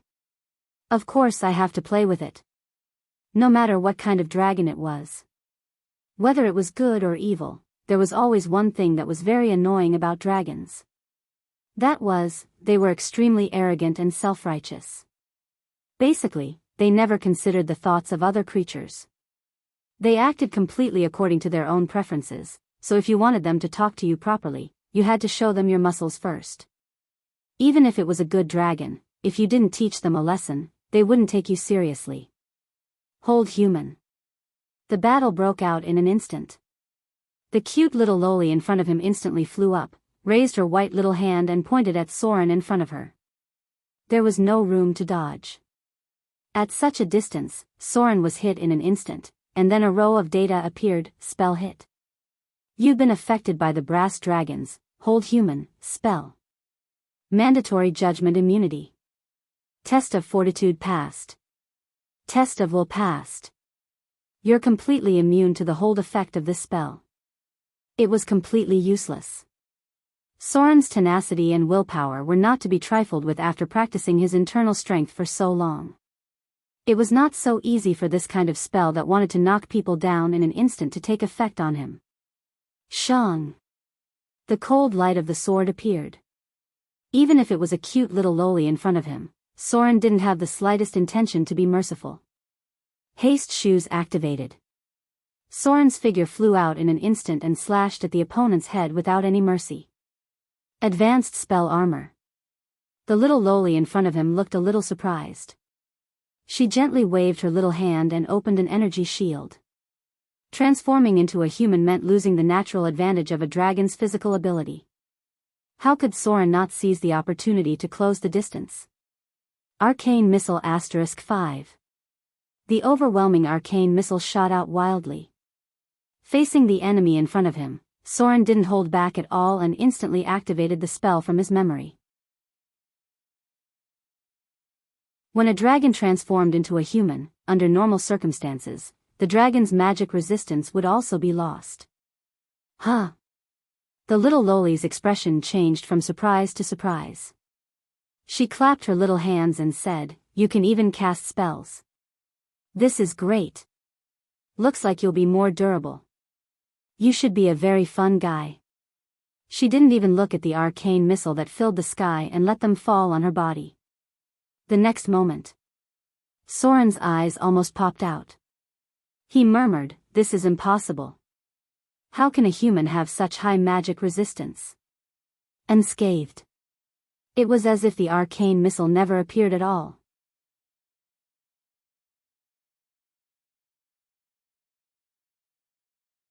Chapter 421. Spell Resistance. It was an ability that was difficult to obtain through conventional means. Among all the known professions, the one with the highest spell resistance should be the monk. Legendary monks had an incredible spell resistance. They could stand in place and let a spellcaster with a profession level of 15 or below use up all their spell slots. Basically, as long as a spellcaster's profession level of 15 or below, it was impossible to threaten a legendary monk. This was because in front of the legendary monk's spell resistance, many spells could not even be resisted, and the effect of all elemental damage was so low that it could be ignored. This was an ability that was higher than any elemental resistance and had an effect on all spells. To a certain extent. This was also the foundation of the monk's cultivation. It was precisely because of the qualitative change that they were immune to any ordinary weapon damage. Soren had no spell resistance. Basically, most rogues did not have spell resistance. Elemental resistance could be obtained through training, but spell resistance was often innate. The monk's spell resistance was accumulated little by little in their daily practice. If others wanted to obtain spell resistance, they could only rely on legendary equipment or advance to the realm of transcendence. Saint form. It was basically impossible for spells below the third circle to threaten a saint in the form of a god. Dragons. They were creatures that were born with spell resistance. And the dragon's spell resistance was very high. Many times, it could directly make them immune to some low-level spells. Even high-level spells may not be able to pass through their spell resistance. There was only one way to deal with them. The metamagic ability, spell penetration. If that did not work, then the legendary metamagic ability, legendary spell penetration. If that did not work, then add, mana structure, legendary mana structure, and so on. If there was still no way. With the use of spells that reduced the enemy's spell resistance, there was always a way to break the enemy's spell resistance. Unfortunately. At present, Soren could not do it. In fact, what puzzled him was that he had not encountered a dragon that transformed into a human in the past. In his memory, once a dragon transformed into another creature, its spell resistance would disappear. Because this transformation was equivalent to temporarily transforming oneself into a human, and humans were creatures that were born with no spell resistance. Hee. The little loli waved her little white hand nonchalantly and giggled, "You're scared silly just like that? This kind of spell can't threaten me. Do you have any more powerful spells? Let's try it again." Soren's pupils shrank. In the next moment, he pulled away and began to rapidly cast spells. Brute Strength, Maximum Spell. Cat's Grace, Extreme Spell. Melf's Minute Meteor, Extreme Spell. The legendary curved sword Icing Death disappeared in Soren's palm, and two dazzling flames were ignited. Soren's figure landed on the stone pillar of the altar. The multiple buffs greatly increased his combat power. Dazzling flames danced. The little Loli's expression finally changed. She stared at the minute meteor flame in Soren's palm with a hint of panic. She then stuck out her little tongue and licked her lips. She seemed to be a little excited as she said, "Oh. I think I've gone overboard. I didn't expect you to know this spell." Tisk tsk. What are you going to do? Do you want to slay a dragon? I'm so cute. Do you really have the heart to do it? She was clearly showing her weakness, but the expression on her face was still the same as before. Wahahaha. The little Loli suddenly laughed excitedly. Her figure was strangely suspended in midair. There was an evil smile on the corner of her mouth. She provoked, "Come on. Weak human. Even if you know this kind of spell, you may not be able to defeat me. I'm the princess of the Brass Dragon Kingdom." The Brass Dragon Kingdom. Dragon Island. Soren seemed to have caught something for a moment, but there was no time for him to think. The little Loli in front of him suddenly disappeared. When she reappeared, she was already above Soren. Dragon's breath. A scene that completely subverted Soren's previous knowledge happened. The brass dragon in front of him could actually use the dragon's ability in human form. She took a deep breath, and her little chest was bulging. Her mouth and cheeks were bulging high. When she opened her mouth and spat at Soren, a terrible dragon's breath fell from the sky. Raging fire spewed out. This seemingly petite body actually spat out a terrible dragon's breath that was comparable to an adult red dragon's breath. In an instant, it covered Soren's figure. Shadow leap. Evade sight. Soren's figure fell under the reflection of the stone pillar on the altar, and then disappeared without a trace in the distorted shadow. Huh. The little Loli stopped spitting out the terrible dragon's breath. She tilted her head and looked down. She raised her hand and touched her light golden hair. She had an expression of a cat playing with a mouse. She said excitedly, "Are you hiding? I'm very good at hide and seek." "Where are you? Let me see. Where are you hiding?" A strange shadow appeared. Soren's figure appeared in the shadow of a rock on the top of the mountain. He leaped up in an instant, and the burning micrometeor in his palm instantly hit the little Loli in front of him. Boom! There was a violent explosion. The terrible penetrating power of Melf's micrometeor destroyed the energy shield on her body in an instant, and at the same time, there was a violent explosion on her body. A petite figure was sent flying backward. But soon she stabilized her figure, but the beautiful lace princess dress was a little tattered, revealing a white and delicate thigh. There were scorched marks. Soren's spell had obviously broken through her magic resistance. But the next moment, something strange happened. The little Loli's scorched skin quickly recovered after being hit by the spell, and she returned to her white and delicate appearance, as if she had not received any damage at all. Damn it! Soren's face changed slightly, and he disappeared in an instant. The dragon's regeneration ability is also preserved. What kind of monster was this? In the case of transforming into a human, she could still retain the ability of the dragon form. Not only could she use dragon breath, but she also had the regeneration ability of the dragon body. Spell. This was definitely some kind of legendary transformation spell that he did not know about. Woo woo woo. The little Loli covered her cute face as if she was crying, but there were no tears in her eyes. Instead, there was a competitive spirit like a child who had found some kind of interesting game. She pretended to cry for a while, then said with a small mouth, "You actually ruined my favorite dress. I only have this one dress. I'm angry. Now I'm serious." Buzz. Suddenly, a gust of wind escaped from the air. Dragon wing form. A pair of huge dragon wings appeared behind the little Loli. Her body was still in human form, but there was a pair of huge brass dragon wings behind her. She looked a bit similar to the Duke of Red Dragon's wife that Soren had seen before. Therefore, when the Duke of Red Dragon's wife transformed, a pair of huge red dragon wings also appeared behind her. However, the dragon wings of the little loli in front of him were bigger and more threatening, just like the wings of a real dragon. Flying sand and stones. As the huge dragon wings flapped, a terrible wind swept out, and the sand in front of her was immediately blown away. Soren's trace was exposed in the wind. Even if he was still invisible, there was no way to hide his general outline from others. After all, the stealth of a rogue was not omnipotent. Being invisible to the naked eye did not mean that there was no other way to find him. Found it. There was a hint of excitement in the little loli's eyes. Her petite body swooped down with the huge dragon wings, and she shouted, "This time I'm serious. Please don't die like this." Dragon wing strike. A terrible power broke out in an instant. The huge dragon wings swept down with unparalleled force. The most threatening move of a pure-blooded dragon, the damage caused by the dragon wing strike was enough to move any profession. You're tuning into the Dreamy Love Stories YouTube channel.